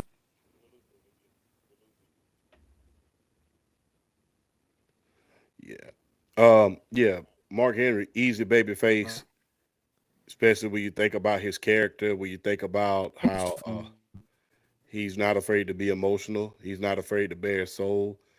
I think what was a real telling moment for me is when he wrote Owen Hart a poem after his death in 1999 at Over Edge. It was called "Why You Get to Burn When You Cry," and that was real telling for Mark Henry at that moment. Um, hey, Mark Henry has stories for days, man, and he was not especially fond of Ahmed Johnson. He was not very fond of Ahmed Johnson. I'll tell you that. Um, and he told him every time, he said, "Don't even if you even look at me, I'm coming after you." When you think about Mark Henry, man, you think about not only the character that he had, but the characters that he portrayed. I never forget the sexual chocolate character when when he had the baby with Mae Young, when he went on the date with the late great China, um, when he had the hugest crush on Ivory, well, excuse me, on Deborah McMichael, Double J's girlfriend at the time. Um, he has been involved with a lot of great storylines. I won't say one in particular that he had with China. It was very crazy to say the least. But that storyline was something within itself. But Mark Henry, especially recently with some of the things that he has come out and said, some of the interviews that he's came out about the old days of wrestling and how he broke into the business, how he was a natty. And if people don't know what a natty is, as a former bodybuilder, uh, he he resisted the temptation of getting on the juice and was still the world's strongest man. So that says a lot about your character when you was able to, when the temptation is there for you to succeed and outdo your peers, but you don't, and you was able to do it the natural way. And hey, when they say world's strongest man, they don't mean that just as a moniker within itself. He was actually the world's strongest man. I'll never forget JBL, guy who we talked about last week, John Bradshaw Layfield. I'll never forget when he said, I sat by Mark Henry one time and he was real concentrating, real Yes. hard. And he was just looking real hard. And I say, "Hey Mark," and he said, "Hey Mark, what's up?" He said, "Man, I've been just sitting here trying to bend this quarter." And he looked down and he had it half bent. I'll never forget what Bradshaw said to him. He said, "Mark, if I've ever offended you in any type of way, I'm very sorry." Remember the world's strongest feats that he had. Remember him bending the frying pan, pulling the car on SmackDown, you know, using his legs to, you know, deflect the rolling car, to keep the rolling car and show how powerful he was. He was powerful within itself, man. Love this time in the Nation of Domination. Love this time in Sexual Chocolate. Um, love the fact that it wasn't just a moniker. He was actually the world's strongest man. And I know he gets a lot of flack, but big ups to Vince for letting him prove himself and taking his time off in order to train, in order to be the world's strongest man. Because remember what Vince told him? He said, "Well, I hope you like your job because I'm not interested in hiring the world's second strongest man." So answer the call. But yeah, Mark Henry's an undisputed babyface, man. Babyface. Uh, Remember, he also talked about how he was diagnosed with dyslexia, I think at the age of 14. Hmm. So that was really interesting to hear that from Mark Henry. Like Mark Henry, he doesn't, if there's one word that really bothers or triggers him from watching WWE Legends, it's the R word. And I appreciate Mark Henry for speaking up about that because I know how it feels to be called that term. It's certainly not cool. It's just something that I feel like that should be taken out of the English language. But I appreciate Mark Henry for speaking up. But he was a big dude as a teenager, Jim, about 5'5", 245. Damn. I think in fourth grade, I think. Fourth grade, 5'5", 245. he had to give up football because of the torn. I think he had torn ligaments in his wrist, Hmm. and not only that, with the dyslexia, he had to step away from football. But man, he definitely transitioned into wrestling. The reason why, one of my favorite Mark Henry stories. Were you watching him with the Undertaker on Undertaker's podcast, and how he talked about he almost tried to kill Shawn Michaels in the click for hiding his clutches? But come to find out, it wasn't actually Shawn Michaels who hid the clutches. It was Paul Bearer, I think. Yeah. So Mark Henry, I also loved how he talked about with Owen Hart, rest his soul. I mean, Mark Henry is a playful guy. That's why he's like Champ. Just like Champ, Mark Henry is a playful, colorful guy. He's funny. Likes to joke around, loves to entertain. Hey, like Champ is with the ladies. Mark Henry loves to entertain the ladies. I mean, look no further than on that dance floor with him and God rest her soul, China. I mean, they were getting the groove on that dance floor, man. So I loved about that. And he was great as a heel back in the SmackDown in the 2000s. I felt like had he continued, him and the Great Khali champ, because you had heels with them, Great Khali. You also had Big Show from his earlier days in SmackDown and then ECW. They should have continued on with all of them. Yeah. And then, but with Mark Henry, great man. Obviously, did a lot for black wrestlers. I mean, him and Booker T. I mean, his son, Champ, is a freak of nature. His son. Yes. Yes. Man, it's amazing. It's amazing. Yeah. But Mark Henry, babyface, the world's most strongest man. Um, the other interesting thing about Mark Henry, and I don't know if you feel comfortable talking about it. I just loved how the way he went after Ahmed Johnson. Yeah. Yeah, he did not like Ahmed Johnson. I said that earlier. He did not like Ahmed Johnson.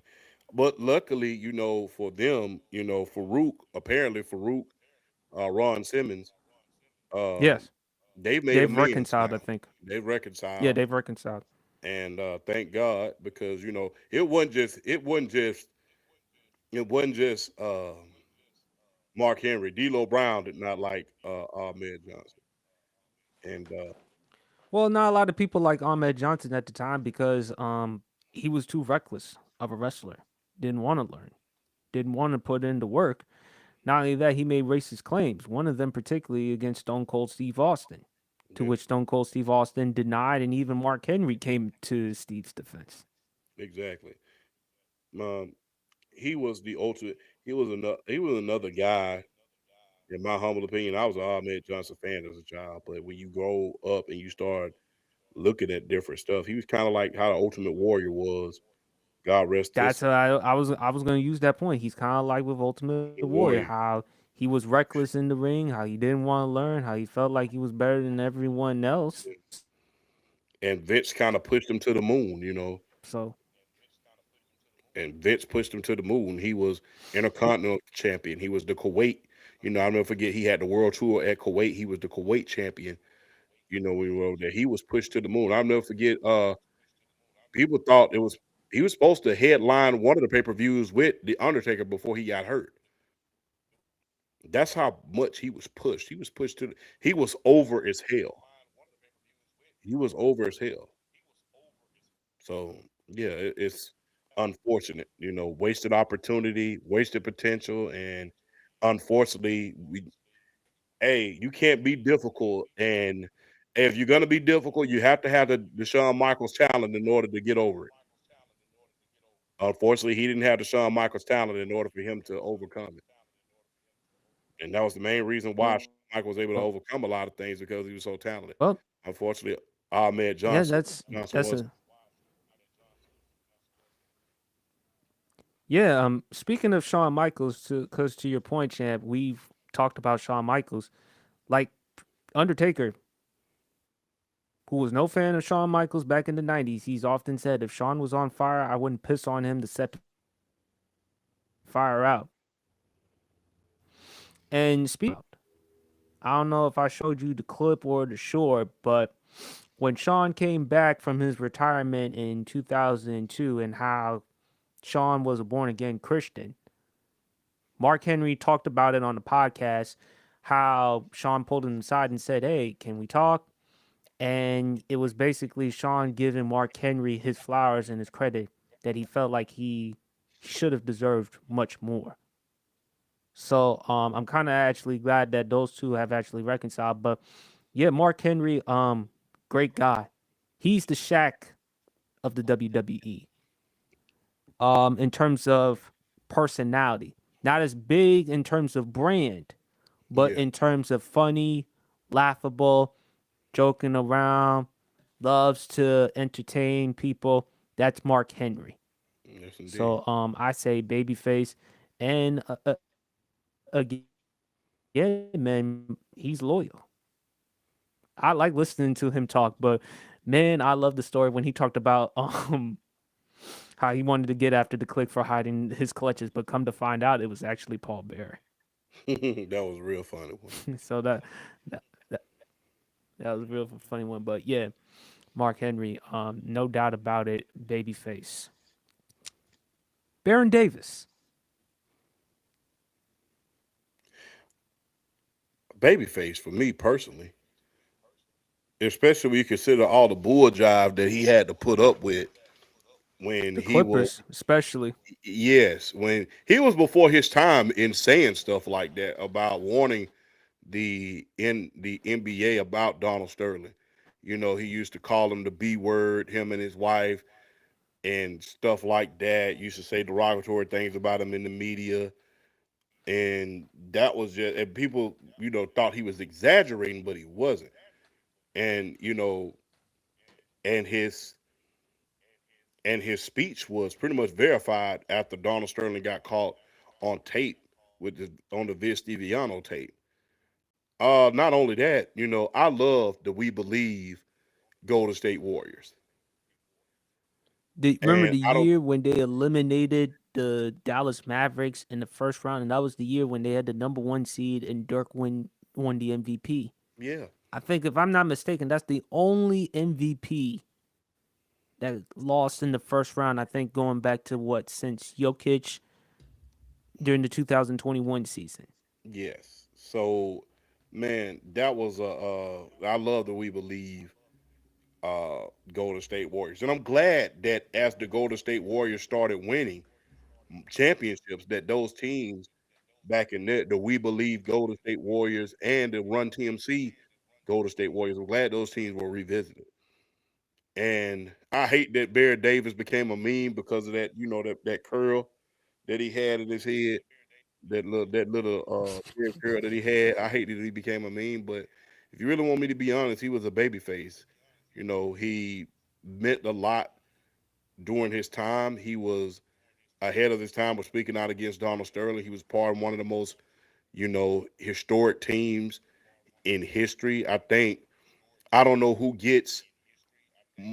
I think they should get more credit. I think that when you talk about the history of the NBA, I don't think you should leave the We Believe Golden State Warriors out. Just like you shouldn't leave out the uh, the Denver Nuggets with that of Mahmoud Abdul Rauf, Chris Jackson, and the Dikembe Mutombo with the Seattle Supersonics. You shouldn't leave out those two Yes. teams. So those were two underdog teams that I enjoyed. I enjoyed Baron Davis as a commentator as well. And look, Baron Davis was an overall cool guy. There's nothing that I can really say about Baron Davis that you can really just say he said that was out of line or he did that was out of line. Because everything that he said about Donald Sterling and the LA Clippers team was validated at a certain point. And the fact that he was even able to go and get a star like a Baron Davis to come to the Clippers. And I think that they were trying to get him and Kobe at one point because remember that was around the time Kobe was you know Kobe was talking about being a free agent. They was trying to get him and Kobe. But The fact that they was even able to land a guy like Baron Davis is a miracle in itself because the Clippers have never been able to land anyone of that caliber. And when you talk about Baron Davis and getting a superstar of that caliber, especially during that time, and the treatment that he got by the Clippers organization, mainly Donald Sterling, for calling him the B word and saying all type of stuff in the stands or what have you, that was just crazy. And it wasn't just what they were doing to him. It was like he would be berating the staff members. He would be berating everybody. And like I stated, Baron Davis was ahead of his time when talking about a lot of this stuff. Him and Elgin Baylor. Him and Elgin Baylor were very much ahead of their time when talking about the deficiencies within the LA Clippers organization. You got to remember, Baron Davis is from Los Angeles. So he wanted to bring the Clippers back and get them out of the shadows of the LA Lakers. And he said that. He said, man, I came back here to bring the Clippers back. I didn't come here to be arguing with the owner. I didn't come here to be at odds with the owner. I came here to play my game and to bring the Clippers back to relevance.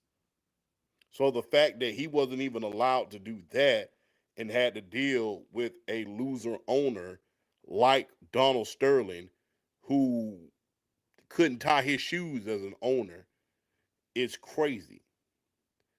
The Clippers went almost 50 something years without a playoff appearance. Elgin Baylor was the lowest paid general manager every year of his career. The legendary Hall of Famer Elgin Baylor was his hands were tied every year when it came to trying to get free agents to come to Los Angeles, when it came to trying to sign players. He was just hamstrung.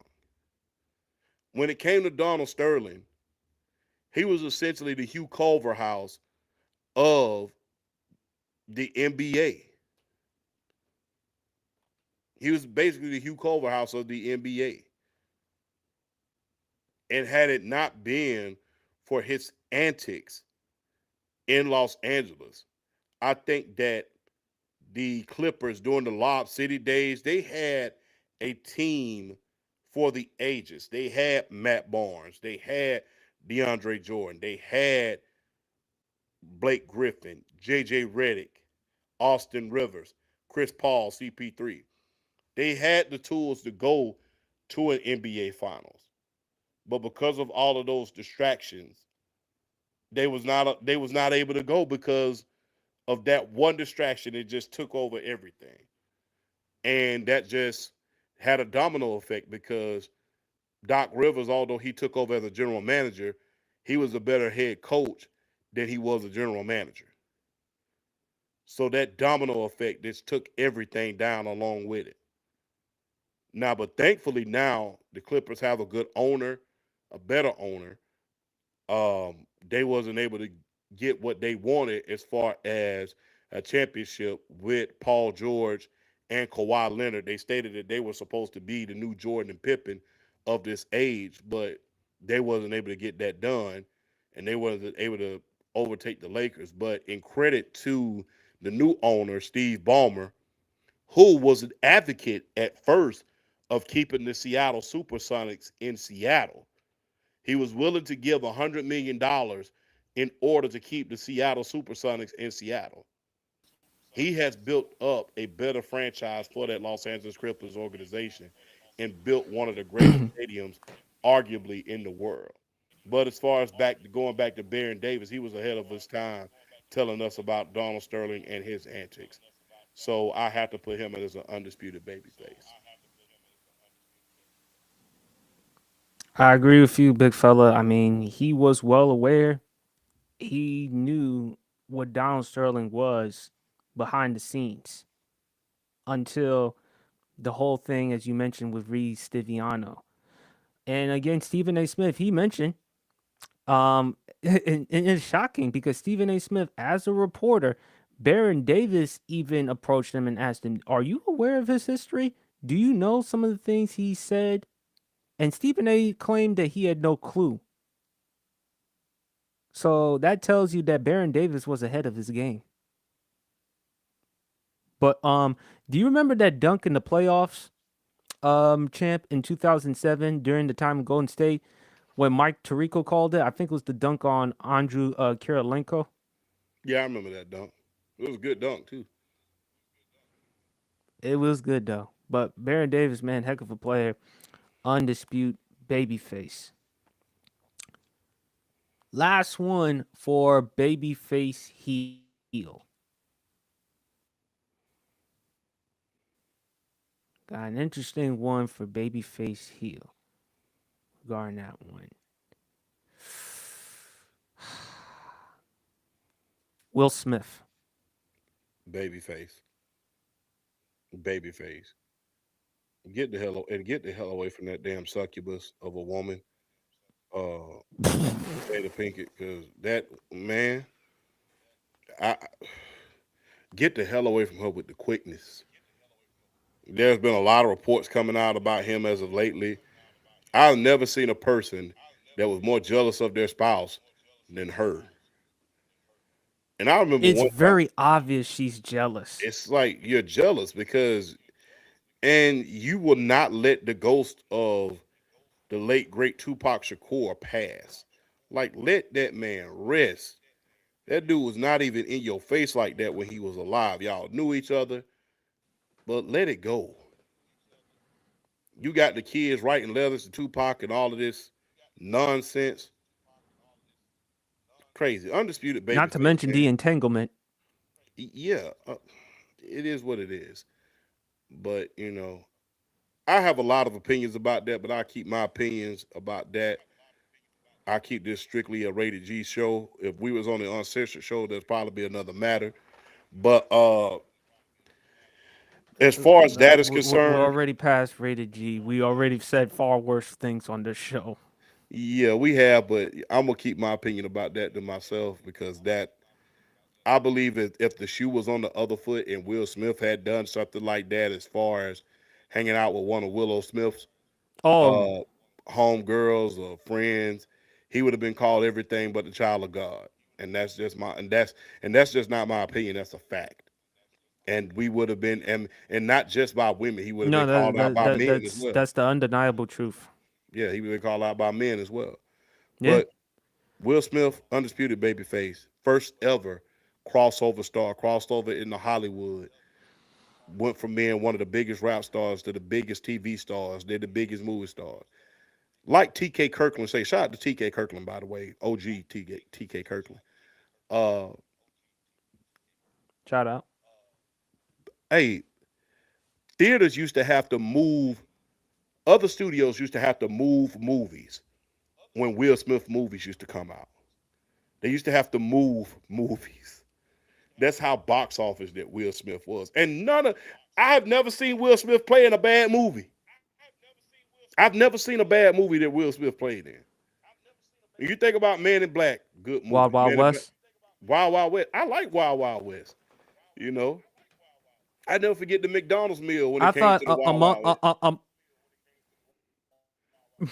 amongst his movies, I thought that was the least one. Only good thing I liked about it was him and Salma Hayek. So that's just me in a nutshell. Listen, I love me some Salma Hayek. Y'all know I love J Lo, but ain't nothing wrong with Salma. But he has. I was leaning towards tweener because a lot of people will always bring up the Oscars incident between he and Chris Rock. You've often mentioned how Chris Rock was a bigger man in that type of situation because had that been you, that would have been entirely different. Yeah, I do hold Will Smith responsible for that, but I also blame Jada wholeheartedly. Let's put it in context, champ. When Chris Rock made the G.I. Jane joke, hey, Jada, I love you. G.I. Jane 2, can't wait to see it, all right? People were laughing. You notice where people were laughing, including and particularly Will. You saw him smiling or laughing or chuckling up a little bit, but obviously Jada had the eye roll and she didn't take the joke too well. Because, of course, Jada has opened about her alopecia. But did that warrant Will to walk on stage, slap Chris Rock in the face and yell not once but twice, "Keep my wife's name out your fucking mouth." I don't excuse or absolve Will from what he did, but big fella, you cannot argue Jada holds culpability in this as well Yeah. because she should have stepped in and prevented her husband from making a huge mistake. And you mentioned get the hell away from Jada. He should have done that a long time ago. And it's embarrassing to see someone of Will Smith's caliber to be declined by by his husband. She keeps airing. The only reason why Jada is doing this, champ, is because Jada at this point is irrelevant. She's jealous. It's clearly obvious she's jealous of the career of Will Smith because even though Jada has done some work in the 90s, her work is nothing comparable to Will Smith's work. Sorry, it just isn't. Will Yeah. Smith is worth around $350 million. And Will he's the Smith, owner. yes, even despite all the controversies, he was still able to do the Emancipation movie. He was still able to do the Bad Boys movies with Martin Lawrence. Will Smith is still gonna do well because again, the greatness is there. Jada, to me, the reason why I believe you're doing the red table talk is because it's your way of being relevant. Because let's just face it, Jada, is anyone calling you from any mini acting gigs? Oh, and by the way, the red table talk is no longer there anymore. Thank God. Jada was trying to act like she was an expert in being a marriage expert. Wow, Oh, I didn't know fucking your son's best friend would be the best way to help out bro, someone's chill, mental health. and chill, chill, chill, No, I'm. chill. Am I lying? Am I lying? Am I lying? Am I lying? Chill. You don't go. You don't go on a red table talk or whatever show or platform that you're on, and you reveal to the world that you had an entanglement, not just with anybody, but your son's friend. So Bro, not only you have no respect for your husband, it's bad enough you have no respect for him. You ain't got no respect for your kids. ooh, And plus, you keep airing out all your dirty laundry about all this type of business. Girl, please keep your shit in the house. Nobody wants to hear all that shit that you're going through and stuff like that. And if I'm Will, I leave. Get the hell up out of here. All my kids are grown. You keep airing out all your dirty laundry, Jada, and I'm like, why? Is this your way to remain relevant? Is this your way of trying to get something in your life? Is this your way of trying to hook up with a man? Because if that's the case, it is clearly telling me Will's not the problem. The bigger problem is you. Because you keep airing out your family's dirty laundry, whatever the case may be, and we all see it. It's clear that you don't love Will. It is clear that you don't love Will Smith. You just humiliate him any way you can so that you can feel good about yourself, so that you can get your clicks, your views. And remember, do you know that bullshit ass statement she gave after the Oscars? This is a season of healing and I'm here for it. The fuck you talking about healing? You're the one putting bruises and shit on everybody, as Earthquake put it. Like, come on. Jada, I'm sorry, but when it comes to you, you are an absolute heel. As for Will Smith, at some point in time, when are you going to move on from this woman? Y'all have been married for over 25 years. She mentioned that y'all have been divorced, y'all have been separated since 2016. So it's been 10 years. And look, the Oscar situation, Jada should have stepped in and should have prevented Will Smith from making that huge mistake by allowing Will Smith to sit back down in his chair and continued on with the rest of the show. Will and Jada could have easily handled the situation by having a conversation with Chris Rock about the situation privately and telling Chris Rock that Jada has alopecia because according to the reports, Chris Rock had no idea that Jada Pinkett Smith had alopecia. But Jada, You keep humiliating your family, but Will Smith, despite that one incident with the Oscars, you cannot disregard the complete body of work No. from winning Grammys, AMAs, having the show The Fresh Prince of Bel Air. Remember, champ, before he had that show, he was broke. He was Yeah. almost broke at that point. Yeah. So for him to have this type of success and then to later on cross over to do other movies, six degrees of degeneration, Bad Boys, Independence Day, Men in Black, Enemy of the State. That's another good movie I thought Will Smith Yes. did.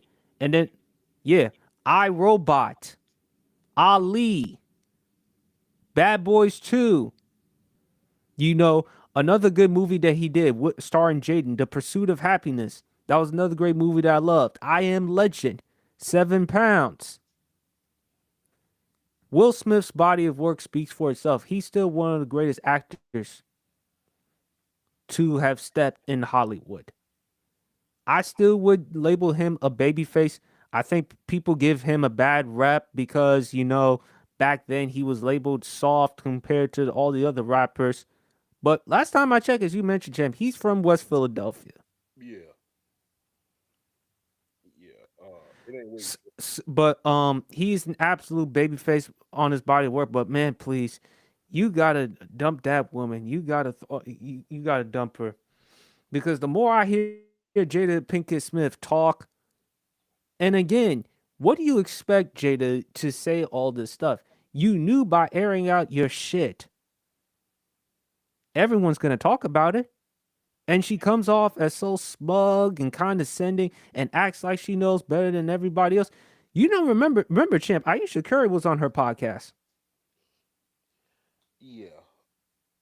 Luckily, Mrs. Curry was able to kind of redeem herself when she went on Michelle Obama's podcast, which I think that was a redemption type of thing for her. So, good shit, um, Mrs. Curry. I don't. But like I said, champ, with Jada Pinkett Smith, she's trying to insult people's intelligence. As I always say, don't tell me the shit that's coming from your drawers is chocolate. Mm, man. I'm s- you got any more? Because again, I mean, I couldn't say timeout, but Yeah. Oh man. Anything can happen on the highlight of Friday nights. Yeah. Anything can happen. Um,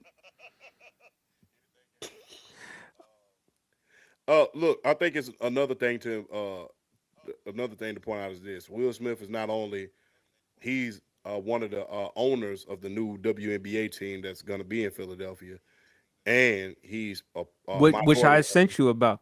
Yeah, and Yep. he's a minority owner of the Philadelphia 76ers. Him and Jada. So I think that's important to note. So he has a piece of sports franchises as well. So, Oh, Lord! You so mentioned Jada involved. Oh, Lord! Oh, God! I mean, look, man, rich people. I will say this, man. Rich people live by by different rules than us middle class folks. So if it was us middle class folks I and know us Bill. we ain't got no money tied in with each other and shit like that, that's one thing. But we got ownership of teams and stuff like that tied up. It's like, you know what? Let me just leave you where you stand for a couple years, and then if we find our way back, that's it. But I don't know. Like I said, the ghost of I don't know. Like I said, I will and say this though, Will Smith. My favorite moment from him, other than rap, the episode on the Fresh Prince of Bel Air. Papa's got a brand new excuse. yeah, At the end of the episode, remember him, rest his soul, James Avery played Uncle Phil, and also Ben Vereen. Remember when Will's father abandoned him and his mom for like 14 years out of the sky? He shows up, he sees Will. They were supposed to go on a trip for the rest of the summer, but Ben Vereen's character, Lou, for whatever reason, decides to leave Will high and dry, goes on, and then that was the best type of acting I saw from Will Smith. And he always remembered how after the scene, James Avery hugged him and said, "Nah, that's fucking acting. That's Yeah, fucking acting." Because yeah, he did his absolute best to try to earn James Avery's approval. Not even what Will accomplished as far as outside of acting, not even with his rap career, whether Grammys, AMAs, he was like, nope, nope. And he initially, when he was doing this scene, he messed up and he was screaming, fuck. And then James Avery said, hey, use me, get it together. And then action. And then when he did the scene and everything else, Will hugged James Avery and James Avery whispered in Will's ear, now that's fucking acting. And then Will was crying. That's still like one of my favorite moments from Will. yeah. Um, Another one of my favorite moments for him is the grand finale of the new Fresh Prince. You know, of Bel Air. Oh yeah, that was a good one too. Yeah, that was dope. I'm glad that they brought that back, and that was amazing, man. They modernizing it. It wasn't just a lot of funnies. It was a lot of real life situations. So the fact that they let them do that and recreate it, and it was a little bit in some ways better than the original. My humble opinion, some ways I would say, because it's a little bit more serious, you know. And I'll say this, man, my favorite character on the new Fresh Prince of Bel Air had to be Jeffrey. It had to be Jeffrey. Jeffrey was, I mean, it I was thought you were gonna say Carlton. no on the new Fresh Prince, the new one that came out recently. Yeah, it was Jeffrey because Jeffrey was straight up. He was straight up. He was one of them ones. So yeah, Jeffrey was one of my, and he was well dressed. He carried himself well, but he was that guy. So hey, big ups to Will Smith, man. You made my childhood great as far as movies and music, man. I had all your CDs. You made people want before the internet. You made people want to go to Miami. You made people want to go to Party Miami. in the city where the heat is on all night on the beach at the break of dawn. I'm Yeah. going to my. You made people want to go to Miami, man. I haven't been to Miami yet, man. Unfortunately, Or getting jiggy but with it. yeah, I haven't been to Miami, unfortunately, man. But I need to get down there, stay at the Fountain Blue Hotel for a couple of nights or something like that. But I will get down there and do a couple things down there. Go to a Heat game or something. But yeah, Will Smith, man. Just make sure what you gonna hang out with DJ Khaled and Rick Ross. Yeah, I might, man, go down there and You gonna hang out with just Khaled and Rick. yeah, take my young Miami out for a date or something, maybe a little bit. Just make sure you wear.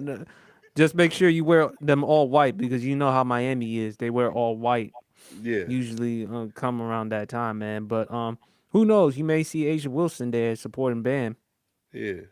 Like I said, go down there, hang out with Bam and Mm-hmm. Asia, take young Miami out on the date. You know what I'm saying? Do some things. JT maybe. You know, you never know what might happen. Mm-hmm. Speaking of someone who made a huge impact in the '90s, champ, favorite Halle Berry moment. Uh, Favorite Halle Berry moment. Look, I'm not gonna be managed today because our moms is watching. So look, I'm gonna take it back to when I was a kid. I think one of my favorite movies to see her in when I was a kid was the Flintstones when she played the secretary.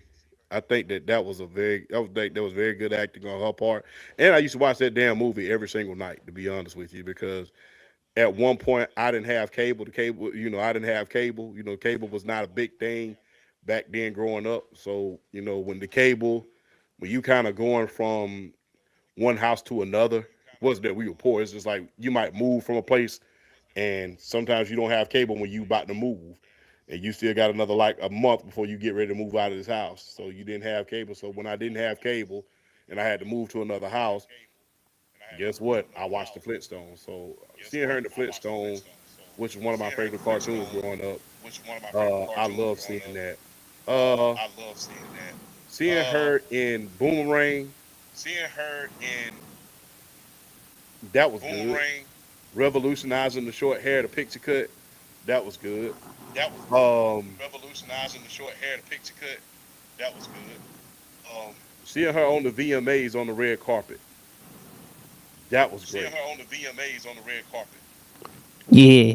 That was great. We're seeing her in that outfit on the That VMAs on the was red great. carpet. Seeing her in that outfit on the Uh, Remember that Baps movie that she was in? yeah, I was just getting to that. Hey man, look, you'll be surprised how many girls dress up as Baps doing Halloween, man. And when they dress up like that, it's crazy. So it's just like she revolutionized that as well. When you talk about '90s fine, man, '90s fine. Halle Berry was that. She was that, man, and she has aged wonderfully. Hey man, I loved her in John Wick. I loved her in John Wick. With her and the dogs, man, with being by John Wick's Yes. side, and the fact that she was just able to. I saw the training that she did from firing that weapon, how she trained with some of the Navy SEALs in order to be able to fire those weapons. That was amazing. Her being with John Wick, her in that John Wick movie, that was amazing as well. X-Men, they could not have picked a better storm than Halle Berry. They could not have picked a better storm, especially Days of Futures Past when she finally went back to the pixie cut. Like I said, she the short hair queen.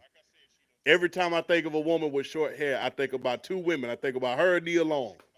They they revolutionized the short hair. Well, her, Nia Long, and Tony Braxton. They revolutionized that. The Uh short hair queens. Yeah. yeah, short hair queens. Swordfish was a good one. That was a great movie. You can go on and on about her. I know people are gonna give it a lot of flack, but I love seeing her. Gothica. Can't forget Gothica. Yeah, the Catwoman. I know it was kind of lame by nerd standards, but I just love seeing her in that movie. So that was good anyway. I liked it. So um yeah, man, I'll stop right there. Like I said, I'm gonna keep it rated PG-13 because, like I said, our moms is watching. I don't want them, But yeah, I love those movies, man. Shout out to Halle Berry, man, still doing her thing. I loved you in John Wick. That John Wick movie when you was out there with the dogs and everything, that was amazing. I loved her in the part when she was on the Bernie Mac show when Bernie had to attend Wanda's funeral in the dream and how Wanda had to wake up from the dreams and started beating the shit out of Bernie. I know he's very infamous as the singer, but one of my favorite music videos that Halle Berry was on was the R. Kelly one, Honey Love. Yeah, I did like that one with Halle Berry. And of course Boomerang, the Flintstones. I love Gothica, but Halle Berry, man, fine in them days. Like I said, when we talked about Tisha Campbell as far as women in the '90s, particularly black women, you had Nia Long, you had Tony Braxton, you had Tashina Arnold, you had Vivica A. Fox, you had Vanessa Williams, you had Tisha Campbell, you had Lisa Ray McCoy, you had Sanaa Lathan. I mean, the '90s when it came to women, Bela. yeah, And then let's not ignore the Latinas, of course. yeah. You had Salma Hayek, you had Jennifer Lopez, Shakira. Another woman who's like Afro Latina, Rosario Dawson. Love Yes. Rosario Dawson. I loved her too. So that yes, she was Yeah. fine. Do you Yeah. remember from He Got Game and then Light It Up with the Usher movie? So I love that part of Yeah. Rosario Dawson. So yeah, they were fine. But Halle Berry, man, did you see the award scene with her and Jamie Foxx with that kiss? Yeah. And they were playing Rick James. Yeah. Th- th- I mean, I'm jealous. Yeah. Oh, shout out. I wish that was either Yeah. me or you. I, huh? Hey, shout out to all the black women and the I Latinos wish on. that was me in that. I wish I was Jamie Foxx in that situation. Yeah, shout out to all the Yeah, black women shout and the out. Latino women, But man. champ, you God, cannot it's argue. time If we that were you made, in bro. that situation, you would be happy as hell. I'd have ran around that damn. I'd have ran around that whole arena at least 3 times, bro. I'm just gonna be real. I'd ran around that arena at least 3 times. That was that was amazing, man. Yeah, Champ, you would have been happy. yeah. But like I said, we'll leave a lot of other movies. We'll leave one movie in particular out.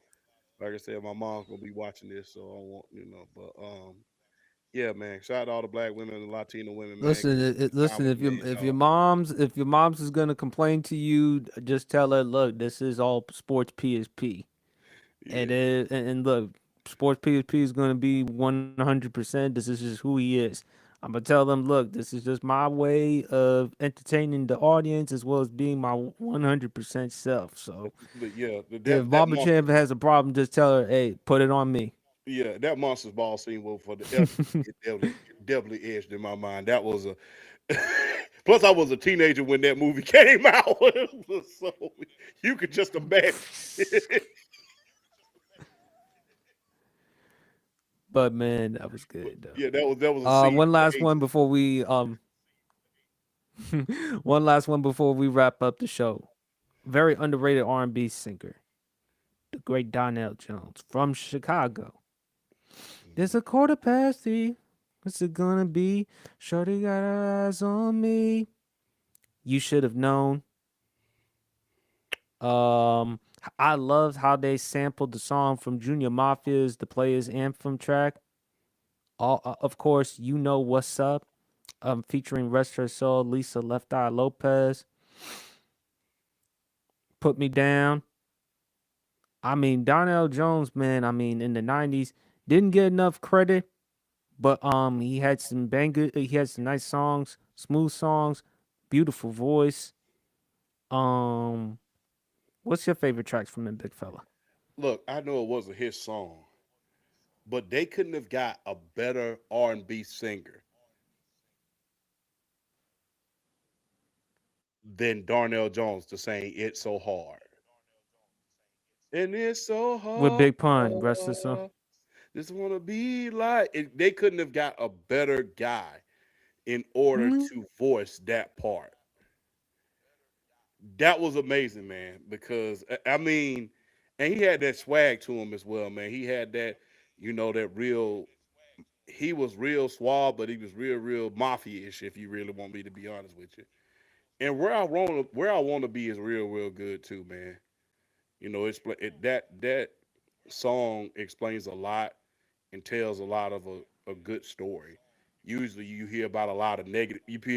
People always want to put a negative emphasis on that song, but in reality, he was telling the temptations that you feel when you're in a relationship, and I think it takes a lot of courage to say, "Look, let me leave this situation, and if we find our way back together, then okay, but I can't put myself in a position where I'm gonna hurt you in the end of the day because I love you too much." And I don't think people talk about that song as much because it takes a lot of strength for you to leave than to put somebody through the ringer, if you will. So those are my two favorite. Like I said, it's so hard.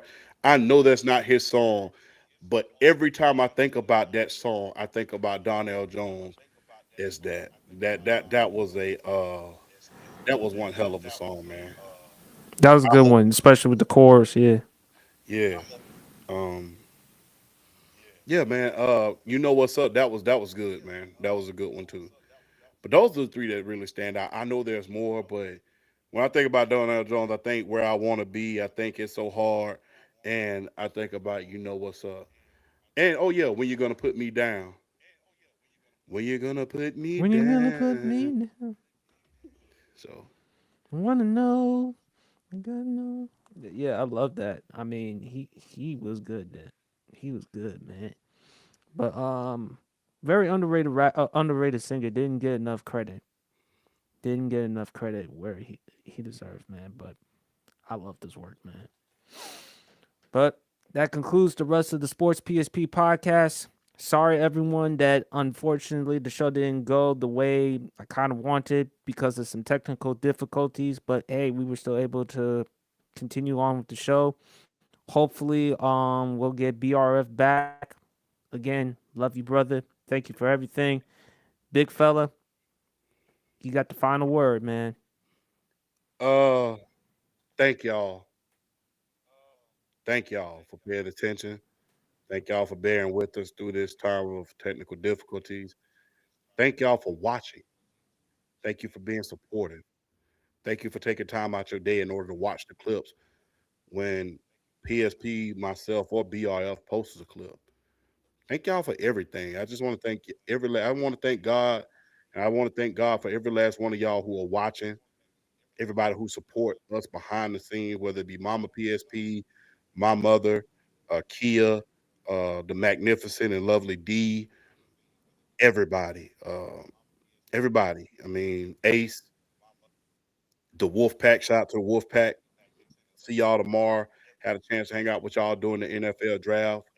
15 years in running for that special tradition of watching the draft together at the Buffalo Wild Wings game, at the Buffalo Wild Wings Cafe, eating them chicken wings. Um, didn't drink any beer. Haven't had a liquor alcohol for the last 180 days. Good thing for that. Temptation does kick in at times, but I'm good. But thank God for all of you who are watching. Thank God for all of you who support us behind the scenes. Thank God for everything. And there's no time like the present in order to thank everybody and thank God, man. No time like the present. And I thank every last one of y'all for paying attention and watching and supporting, commenting. Everything that you do, every little bit helps. And I thank you for all of that. Be safe this weekend.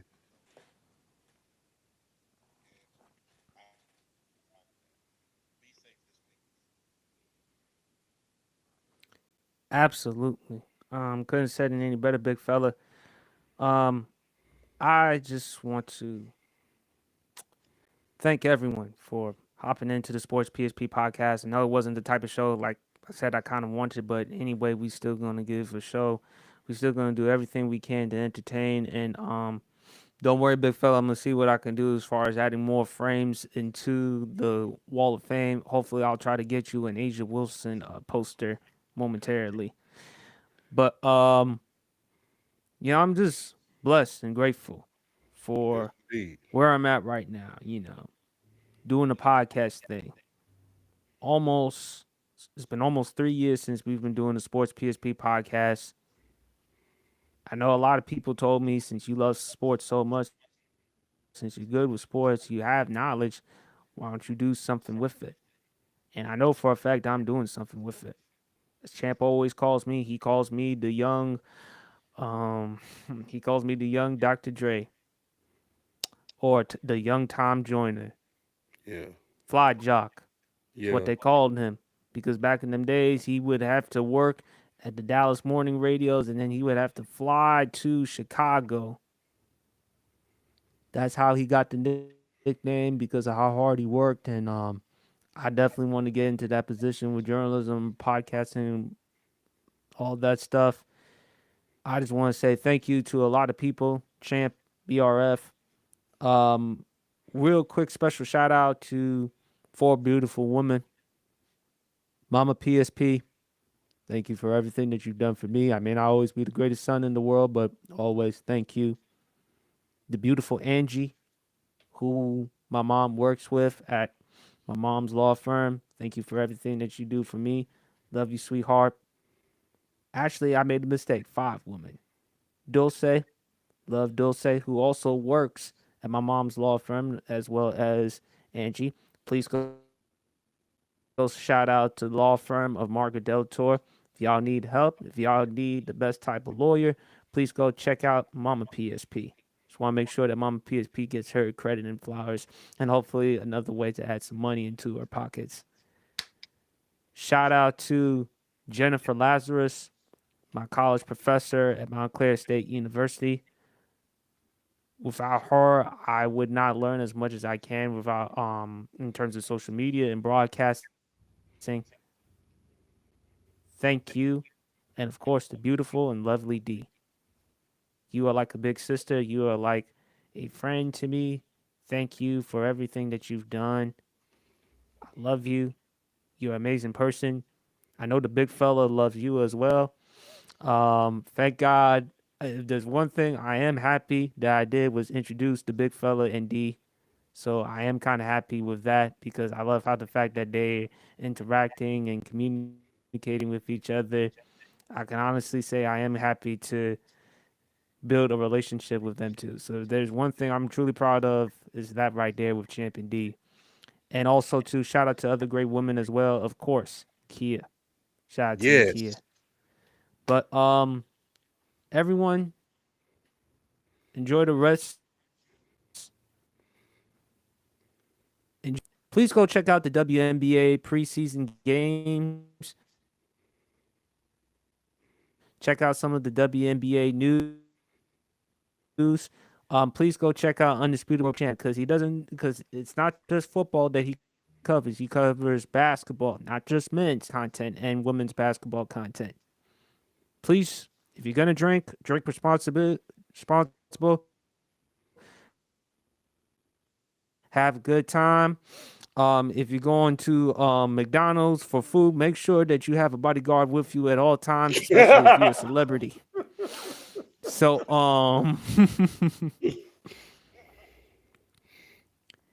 and on that note, we is out. Peace.